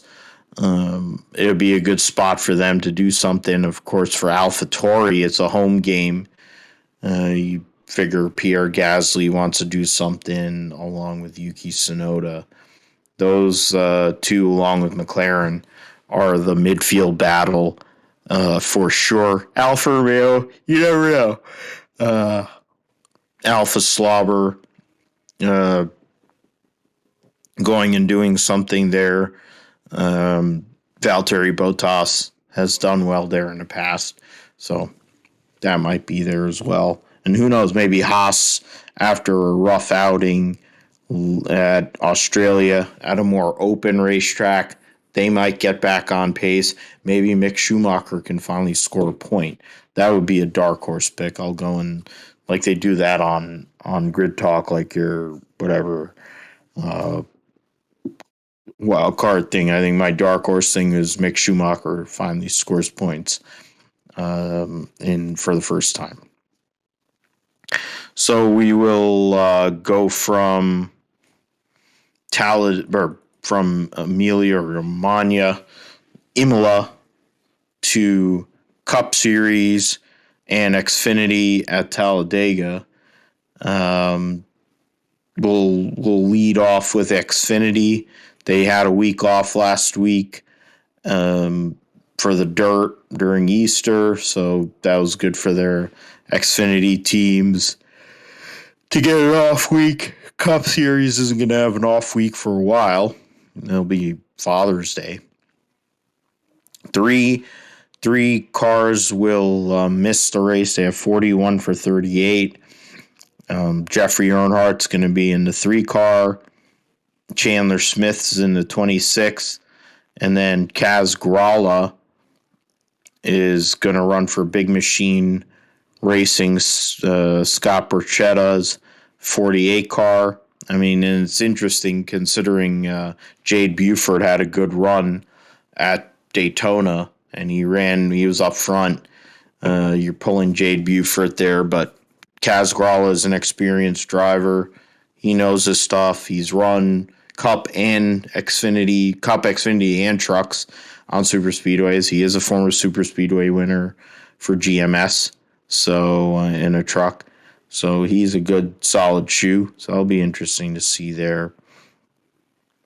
Natalie Decker is in the 13 for Carl Long. So I think that was just a hook to go and get her in the show because she seemingly can't qualify on merit. Jesse Iwuji and CJ McLaughlin are in this race, so those are 2 people that'll cause wrecks. Shane Lee, the co-owner with, he's driving. I said co-owner. Patrick Emmerling is the co-owner with Joey Gase, who is racing. You have one Ford and one. Both of them are Fords. Okay. Looking through this field, you had Josh Williams, who struggled to make races this year. I mean, it's been a colleague has generally been up front. in these Xfinity races on super speedways, Josh. Was it Jeb Burton won last year? Justin Haley. It's a trend. Personally, I'm gonna let my fandom play a role in this. Daniel Hemrick won the first two stages at Daytona and got wrecked. He's had a solid yet unspectacular start to his title defense. He's done more work in a Cup car than he has in an Xfinity car, honestly. But I think he goes and makes up for that, and he goes and gets that win on Saturday, his first win for Kaulig Racing. And then, of course, I wouldn't be surprised if Landon Cassill gets that elusive W there. But I would go out on a limb and say that Sheldon Creed, because you think about Austin Hill and how good his car was at Daytona, Sheldon Creed needs a little help to go and make the playoff for sure. That's another one to look at, even though super speedway racing is not exactly suited him in the past. I'm trying to go through the field, see who else might be a wild card. Of course, Brandon Brown won the race in October, which has led to a great red herring for a segment of the population. He's fast. He's been fast at certain racetracks, so you can't really count him out. You can't count out Ty Gibbs, even though he's a tool. I think Kaz Gralla in that 48 car, which is also an RCR affiliate, would be an interesting person to look at. He has nothing to lose. He'll be aggressive. He has a chance, I think, here on Saturday. What are you looking at for the Xfinity race? Yeah, obviously there's a lot of still the team racing aspect for Kaulig racing coming into effect. And then also Junior Motorsports seems like they have it figured out too. So both those teams are going to try to be up front, and still I still think it's going to be a Kaulig race for the most part until the end. But I don't think any of those teams will win. Actually, any of the cars from those teams. I'm tempted to pick Austin Hill because he won at Daytona, and I think he's kind of underrated, I guess, on the super speedways. And I think him and Sheldon Creed definitely try to work together. And both of them are Childress cars, so they definitely both have a chance at winning or trying to have a win in this race. So both those cars could be very competitive. I also look at somebody like Anthony Alfredo, the Hour Motorsports teammate with Jeb Burton there. So both those guys, I think, are fairly good at super speedway racing. We saw Anthony Alfredo's window pop out back at Daytona, but he's had a pretty up and down year. Could see him potentially sneaking a win or getting a surprise win like that.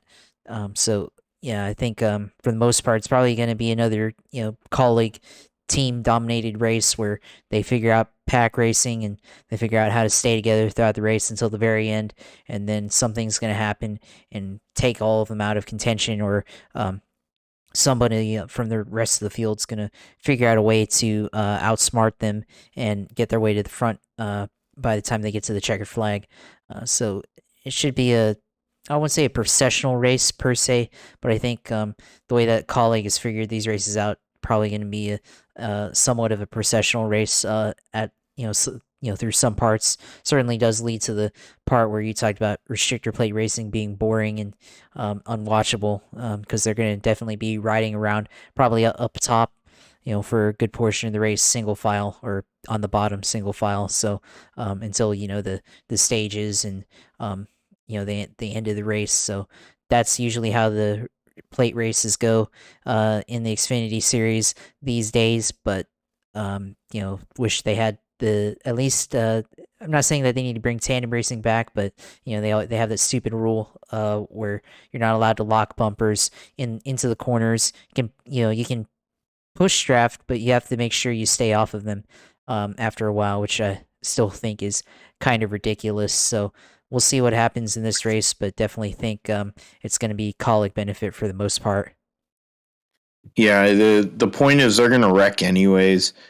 Going and not allowing push drafting or tandem drafting doesn't stop wrecks. They destroy half the field, or at least a third of the field in every one of these races.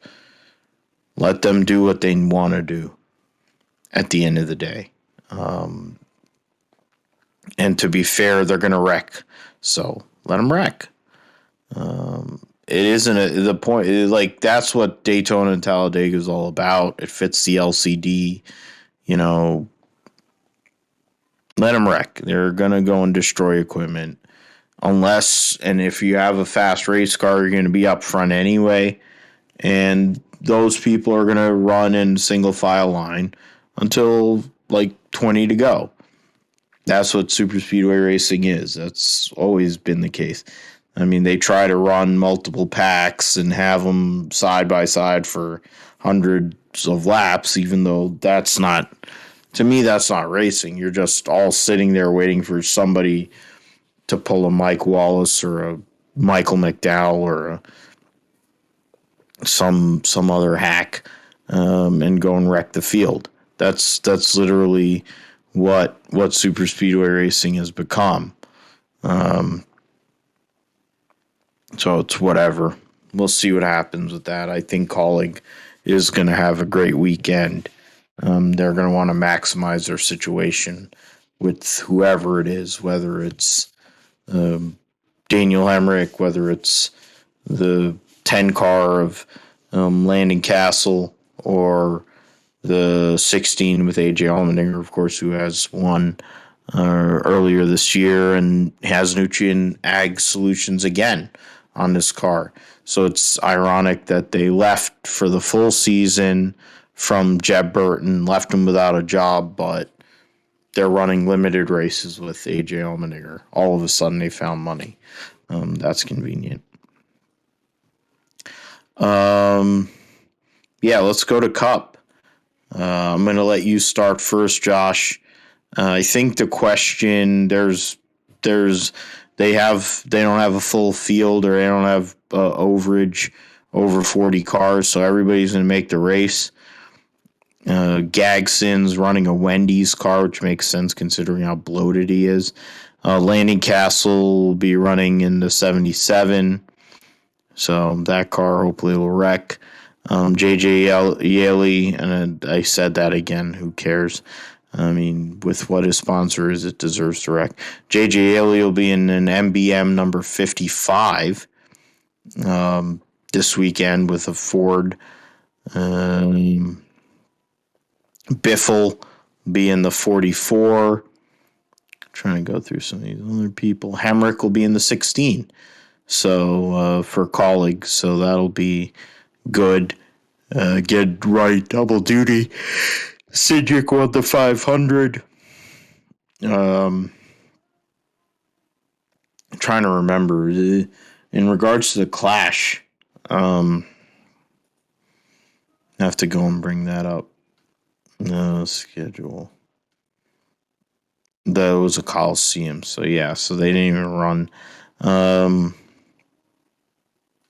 Yeah, so I think the question I'm going to give to you is, who needs a win in this spot, which is a wild card scenario?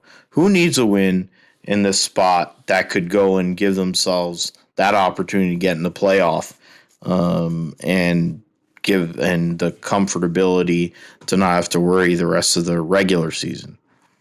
Well, I think there's a bunch of drivers, not just one driver that needs a win, but I think there's a list of several drivers that could use a win in the Cup Series at Talladega, where a win is easily, well, not easily, but certainly the path to victory is easily attainable compared to other tracks. And I mean, go back to who finished second in Daytona 500. Bubba Wallace has had a great year since. It's been pretty up and down.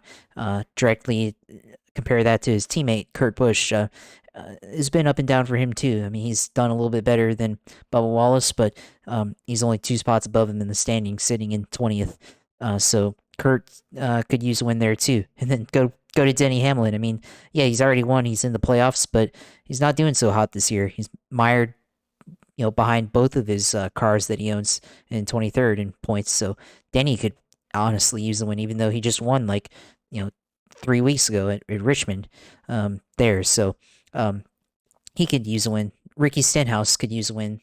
He was up front, led 16 laps. The Daytona 500 was up front late until he crashed, late in the race. And then right below him in the standings, Brad Keselowski, ran well so far this year. But of course had that huge penalty after Atlanta. So, obviously probably could use a win there to get him back. I mean, obviously he's still playoff eligible right now, but very much could use a win to uplift his season by a whole lot and certainly get his first career win as a Cup owner in the series. Other drivers that could use a win that have been struggling this year. I mean, I wouldn't say struggling, but certainly somebody that could use a win, and that's Tyler Reddick. Obviously, he's had chances to win this year.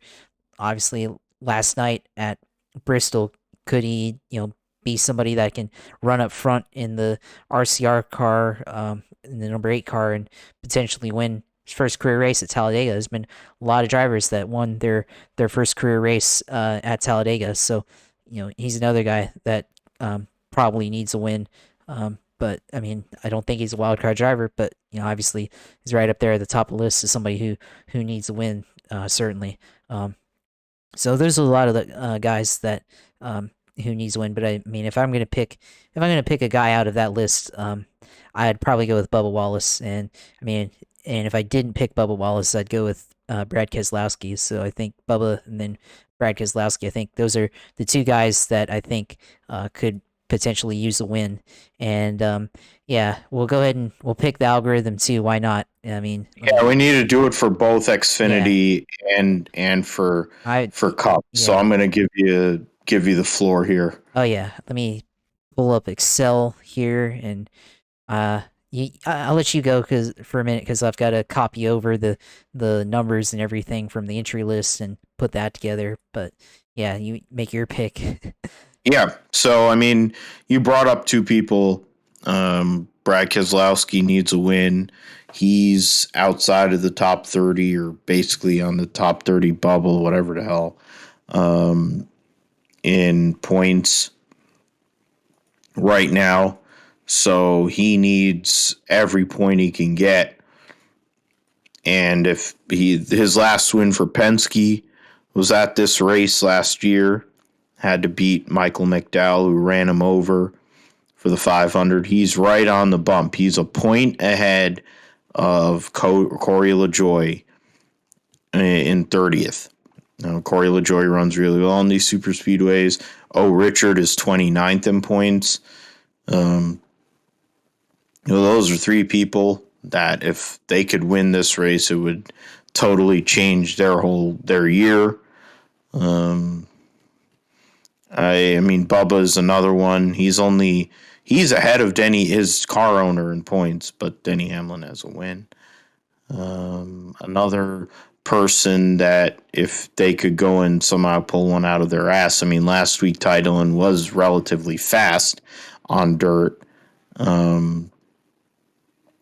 So maybe he goes and continues that momentum and does well.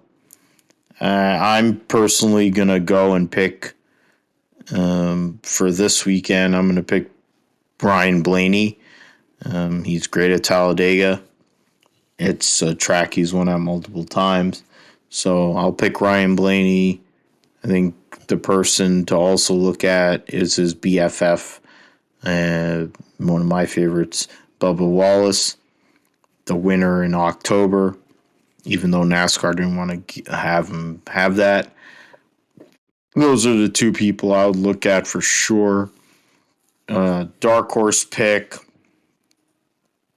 in regards to this field this weekend. Dark horse, I would say, is Daniel Hemric. Hemric ran well at Daytona. I keep on saying he runs better in the Cup car than he does in the Xfinity car. It probably means he's more meant for the Cup Series, even though he had a brutal year in the Cup Series the 1 year he had. The Kaulig cars are always fast. We mentioned that in the Xfinity preview. They're also fast at Daytona and Talladega in the Cup Series. No matter who they put in, whether it's Haley, Gralla, now you have Hemric, they're fast. Give them a chance. Put them in a spot to go and backdoor win, and go and mess with the playoff. But even though he's not declared for Cup points, it would be like Justin Haley winning at Daytona a couple of years ago for Spire. But it would be big for the Kaulig team to get another Cup Series win, and solidify themselves in the sport, which at the end of the day, Matt Kaulig isn't going to let this team fail, so it's a good thing for the sport. Josh, are you ready? I'm not ready yet because Okay. so I've got to work some magic here a little bit because so the way that I've been doing this, I'll explain real quick, is I go into racing reference and pull the entry list from there, and they have it organized. So all I got to do is just highlight the individual columns and just hold the control button and click on just highlight that row and then copy it into Excel, and it works. But they haven't uploaded it yet, so I'm trying to. You I'm have to be on saving the J-Ski and figure it out. Yeah. yeah. I got to go on JSki. I downloaded the entry list. Now I'm about to open this in Microsoft Word. So we're gonna have to go through a couple of hoops and loops though. But I mean, we'll keep talking about Talladega. Try to fill this in while we do this. Yeah. But I mean, the fact is, with the Xfinity series, we'll go back to that just for a little bit because the Cup Series is pretty straightforward. I mean, you have certain people. You brought up Racing Reference. I'll go and get into the fantasy stats since people are in a fantasy play and daily racing, restrictor plate races, last 10 restrictor plate races, the average finish in the last 10 restrictor plate races. I mean, taking Austin Cindric's, of course, his win at Daytona. He's only had 2 races at super speedways, both of them in the Daytona 500. He ran to the finish of both of them, but one of them, of course, he's won. In regards to people that have run multiple races there, Ryan Blaney is the best. 3 wins in the last 10. Denny Hamlin, 3rd. And then Bubba Wallace, 4th. 4 top 5 finishes. Denny Hamlin, his car owner, has 6 top 5s. And then his BFF, Ryan Blaney, has 5. So those are 3 people you want to look at. Clyde has 6 top 10s in the last 10 super speedway races. His stats are very similar to Kevin Harvick's. And then you have Briscoe, Ty Dillon, Michael McDowell, of course, who won the 500 a few years ago. Daniel Hemric has a 16.5 average finish, which places him 12th overall in the last 10 super speedway races. So kind of in regards to the wild card, Brad Keselowski has one win in the last 10. Average finish was 16.6. Roush, him and Chris Buescher, 13th, 15th. It's a time for Roush, Fenway, Keselowski to put themselves in position to get into the playoff. They have to go and do something here to give themselves a chance, I would think. Buescher was up front late in the 500. The 6 car was up front for a while and wrecked a good part of the field. They're going to want to get this win or put themselves in position to win in this spot, I would figure. So those are 2 guys to look at. Hemrick, the wild card, as I mentioned. Ty Dillon's another one. After a great run at Bristol on dirt, where he probably wanted to get more than a 10th place finish, Josh. But yeah, it looks like you are ready, so we will go and throw to you. Yeah, of course. Well, in the Xfinity series, we'll go that first, and we talk about that one first. But the algorithm picks number 6, which is Ryan Vargas. That's a Oh shit! There you go. Let's go. We could go. I can actually go and get chicken nugget guy. We could get him on this show if this happens. Like, I really want this to happen. It can. I want him. I want to manifest Ryan Vargas winning an Xfinity Series race. Oh, God. yeah. Oh, This so is gonna be great. Tate Fogelman all over again, except he won't crash him to win. Oh God, I want Ryan Vargas to win. It'd be so great for the world. It isn't going to heal the world, but it would heal like certain things in NASCAR.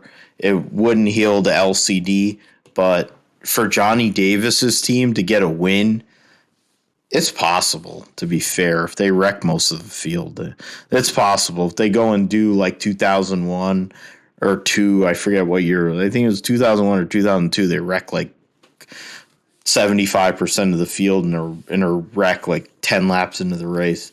Oh yeah, that's like one of the greatest crashes in the history of NASCAR. Johnny Sauter Yeah, getting hooked off of turn 2, and then the backstretch turned into a parking lot. yeah. When Johnny Sauter was a thing, when he was considered a talent and not just the asshole who drives part time in a truck. RCR thought he had something. I mean, to be fair, Johnny Sauter had pace and speed, and that's not deniable.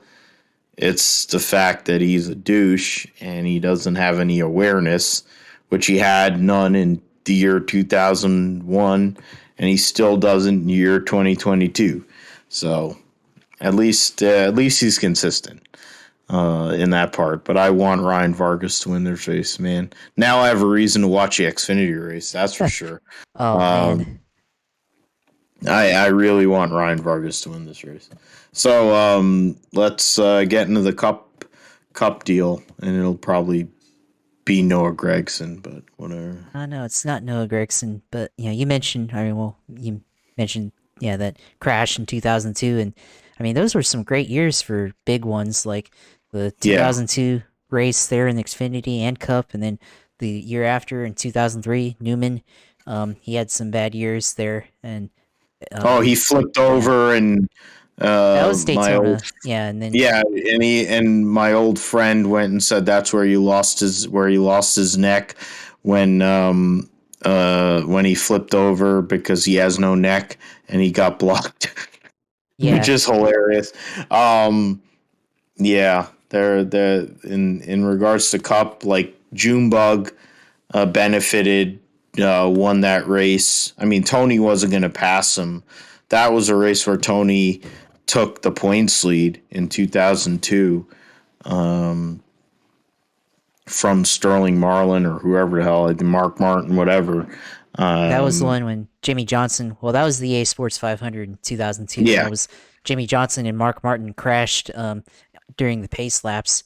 It was like one of the yeah, most bizarre moments in in racing. But yeah, Jamie McMurray's Cup Series or second Cup Series race, I think, no, that or was his what? first Cup Series race because the First week Cup after he Series won at race, Charlotte. and then the week after he won in Charlotte. Yeah, Yeah, well, yeah, that and I mean, but in terms of crashing, I mean, 02, 03, 05, those are some great years for crashing at Talladega in both series. But yeah, to bring it back to the algorithm pick, well, it does pick car number 42, Ty Dillon, to win oh this shit. race. So Oh boy. some first time winners here. It's picking some first time winners this week. Oh man, It's that gonna be could be wild. something. If that happens, you want to talk about people freaking out about points. That would be great. Ty Dillon wins. You want to talk about inbreeding? Freaking Mike Dillon would be procreating in the infield for sure with Clint Boyer.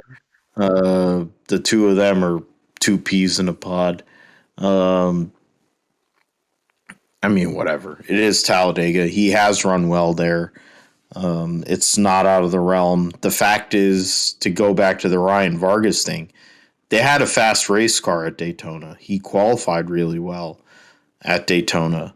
Didn't really get the fortune in the race. Ty Dillon, he is what he is. I'm surprised it has never really worked out for him in Cup. But then, to be fair, he's never really been in stuff. But Eric Jones is doing work, generally speaking, in similar equipment. But Eric Jones is a better driver than him. And he has Dave Ellens as his crew chief, too. But, I mean, why not? Going with Talladega. Let's go. Let's go and flip it on its lid. Make the fact that Tyler Reddick still hasn't won a race, or Daniel Suarez, who are both Xfinity Series champions, don't have a Cup Series win, but Ty Dillon could. And then Chicken Nugget guy, that's the guy that should have the Wendy's sponsorship, not Noah Gagson. The guy that should have the Chicken Nugget sponsorship from any of these major retail fast food chains is Ryan Vargas, for multiple reasons. But then he'd be priced out of JD Motorsports. He'd actually have to go and move to an actual team. It'd probably knock out. He could go to the Scott Borchetta team then at that point. Then he'd be in a real race car too. But all right. So yeah. So now I have a rooting interest this weekend. Another reason for me to actually care about Talladega. I'm rooting for the 6 car in Xfinity. I don't really have a rooting interest in Xfinity anymore. I mean, Josh Berry probably is my guy. But I'm rooting for the 6 car. I like Ryan Vargas. Now I have to root for Ty Dillon. Let's do it, because I know Chase ain't going to do jack shit. That's Chase Briscoe, because that's his actual government, not William Clyde Elliott II, who they call Chase, or Clyde, his friends. Petty GMS would get a win, which the last time Petty's team won was Eric Almirola at Daytona in a rain-shortened race back in 2013. So that's the last time a Petty car won. So we'll see what happens with that. That's why I love the algorithm. You never know. And the fact is, I mean, I got a pick last week, but Josh was the one. He debuted it, and fucking Tate Fogelman, bro. That's what Yeah, I'm saying. Like, this is all about Tate Fogelman. We need to have him on the show. I'm yeah, like, dude, you don't understand how big you are in regards to the whole realm of the GSP. My boy picked you scientifically through whatever means that, Josh can do it within the science of Microsoft Excel and whatever. But he picked you, and you freaking sent that John Hunter Nemechek, or whoever the hell it was. I think it was John Hunter Nemechek, into the woods and won your first race and gave Tyler Young another win at Talladega, which is crazy. But hey, that's Talladega. That's why Talladega exists, for that kind of finish. So with that, I will throw to you, Josh, for the sim segment before we close the deal. Yeah, as always. But I mean, I will say first of all, with the algorithm, one of these days I'm gonna have to code up a actual algorithm here, or like figure out how to code up a machine learning AI or something, or use it to make the predictions instead of Excel, because then it'll actually get crazy. But then it might actually be a little bit too realistic. But that would be a little cool side project for me. But no, the sim segment, racing, and I mean, past week when I could race, did a IndyCar Open Series at Fontana. I had one stream up, which you can go and watch. I mean, it's pretty competitive. I was racing up against guys that are pretty high up ranked in iRacing on Indy cars. It was swapping the lead, trading lead with him, and it was a hell of a lot of fun being able to do that. Really like using the high line. I talk about it all the time, using the high line up there, running the Kyle Larson line in California, running right up against the wall in the IndyCar. So it takes a lot of balls to do that, and I was able to do that. So and I was the only one that was willing to go up that close to the wall, anyways, and do that. So it was a lot of fun, and I mean, I didn't win, but definitely had a lot of fun, and gonna be able to use some of that knowledge hopefully for the iRacing Indy 500, which is next month in May. So there's that, and then this week, probably gonna do some Talladega. Do Talladega with the Xfinity car and the Cup car, maybe the truck. I don't know. We'll see. Because it's really easy to tank your rating and iRating on iRacing. So if you crash or get in a wreck, and finish poorly, you're gonna lose iRating and then the safety rating deal there. So probably gonna try to pick and choose when to go and when not to go. Because definitely I know how to be up front at these races for sure, and I've definitely had a lot of chances on the table. So definitely think it's possible to go out and get a good finish there without getting scratched up or anything like that. So be on the lookout for that. Also, probably do some road racing. The Honda Civic Type R at Road America. Probably do some Mazda Miata MX-5 racing at Charlotte Road Course, the Charlotte Roval. Always a good track for that car. It's a lot of fun in racing in that car in general. So I think those are probably the series I'm looking at this week. Probably, I think the IndyCar Fixed Series is at Twin Ring Motegi, and then the Open Series is at Barber, which both tracks. I'd have to go out and buy the downloadable content from iRacing, and I'd rather just race the content that I already have that I already paid for. But could go out and buy it, but we'll see.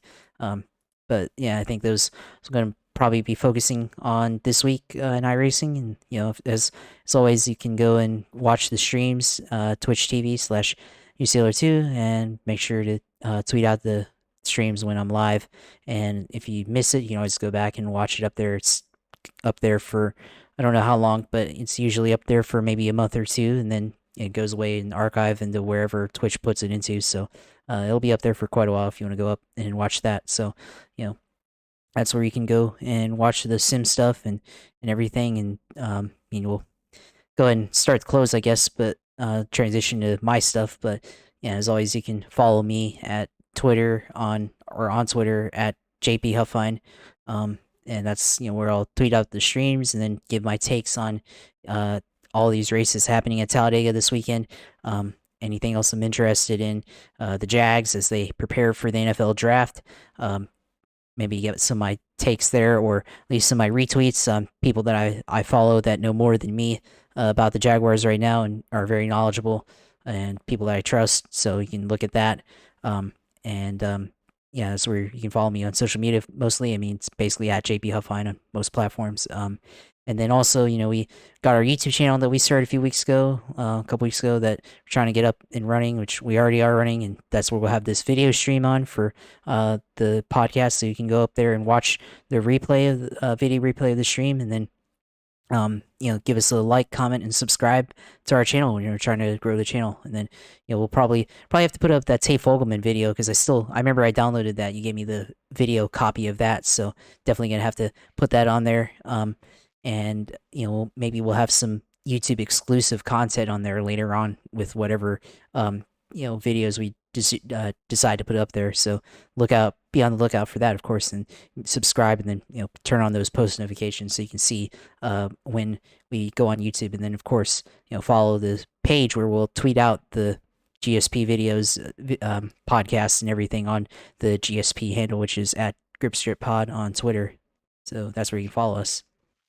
Yep, that goes and leads right into my deal there. I mean, at GripStripPod on Twitter, GripStrip Podcast on YouTube, which is great.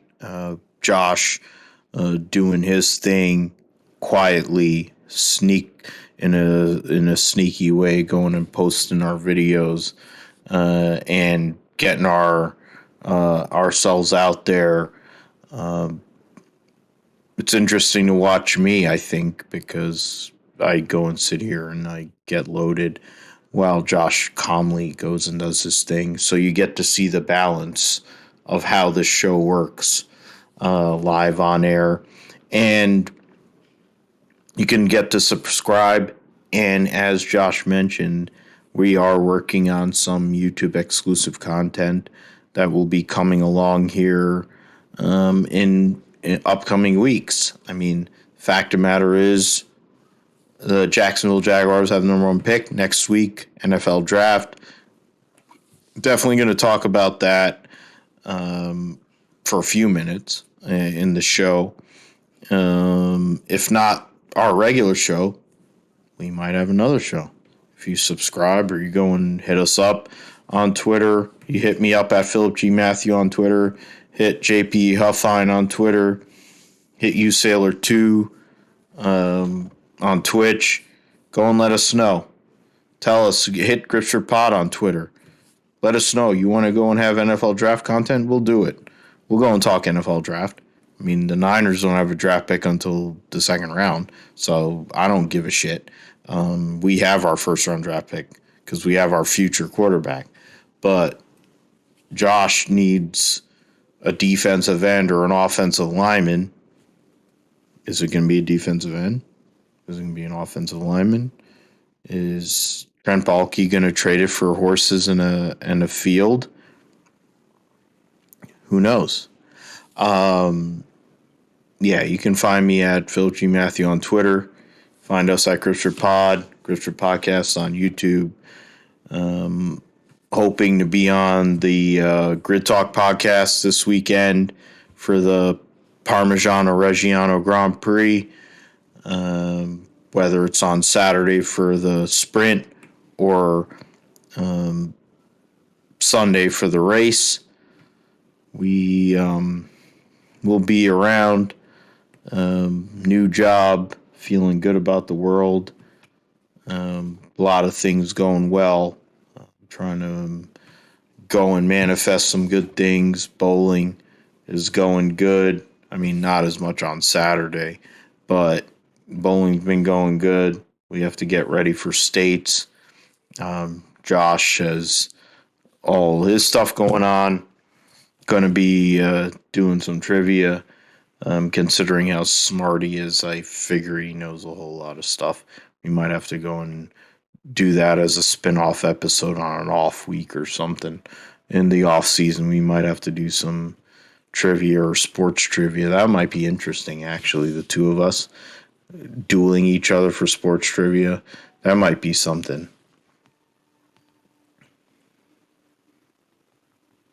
Yeah, you can talk now. Oh yeah. I was giving you the in to go and oh yeah, for sure. I mean, yeah, we gotta got to maybe do some sports trivia, or I mean, there's already sports trivia games that we can watch and stuff. So yeah, I mean, it's a lot of sports knowledge. I think we both got on there, and then probably some general knowledge. We can definitely do that maybe sometime Yeah. later. But yeah, Yeah, racing trivia too would be good, and then Googs would be a good one, and then I probably know a couple other people where we could have like a real racing trivia show. Joe, we get Phil and then Spain, and yeah, and then four Phil of us, Spain. 5 of us.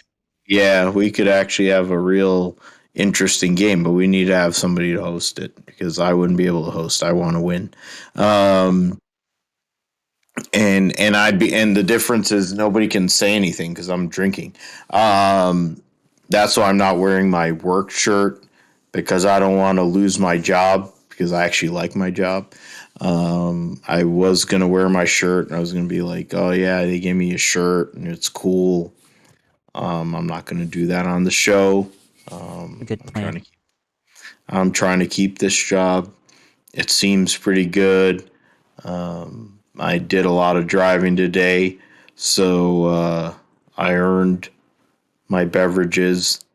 But, you know, it is what it is. I was doing a lot of tangents today, but that's why you go and listen to the Grifter podcast because you never know what the hell I'm going to say. That's what makes it great. And you know that Josh is going to come through, as always, with the information and the proper content. I'll bring my content too. We're always going to have the information here, and we'll cover all things motorsports. We're not just going to focus on one type of motorsports.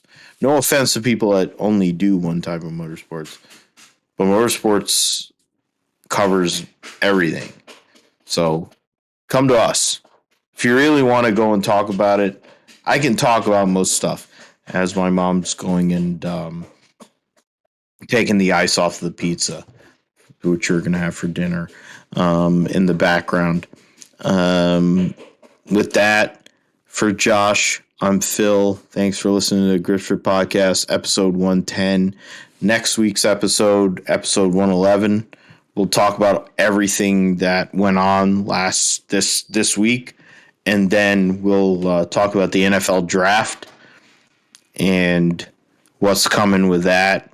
A lot of teams that are hoping that this draft that theoretically isn't the strongest draft can put them over the top. The Jacksonville Jaguars are one of them. There are other teams that have a lot of leverage. Giants, Jets amongst them. Philadelphia Eagles. There's a few teams that have multiple picks trying to leverage and put themselves in a position to be contenders. Carolina Panthers are something to watch. I'm going to leave it on that. Carolina Panthers at number 8. Or 6 or 8, whatever the fuck they are. They're interesting. They're an interesting team with a coach that's probably on the edge. They need a quarterback, and a certain quarterback that's doing commercials right now and on social media might be in play, along with theoretically the number 1 quarterback on a lot of draft boards might be in play too. So with that, we'll leave you here with the Grifter Podcast for episode 109. Thank you for listening. Like, subscribe, tell us what you think. Give us any info or give us any feedback. We'll always take it. We're all over the place. Wherever you can listen to podcasts, you can listen to Grifter Podcasts. So we thank you for that. And take care, and we'll see you around next week.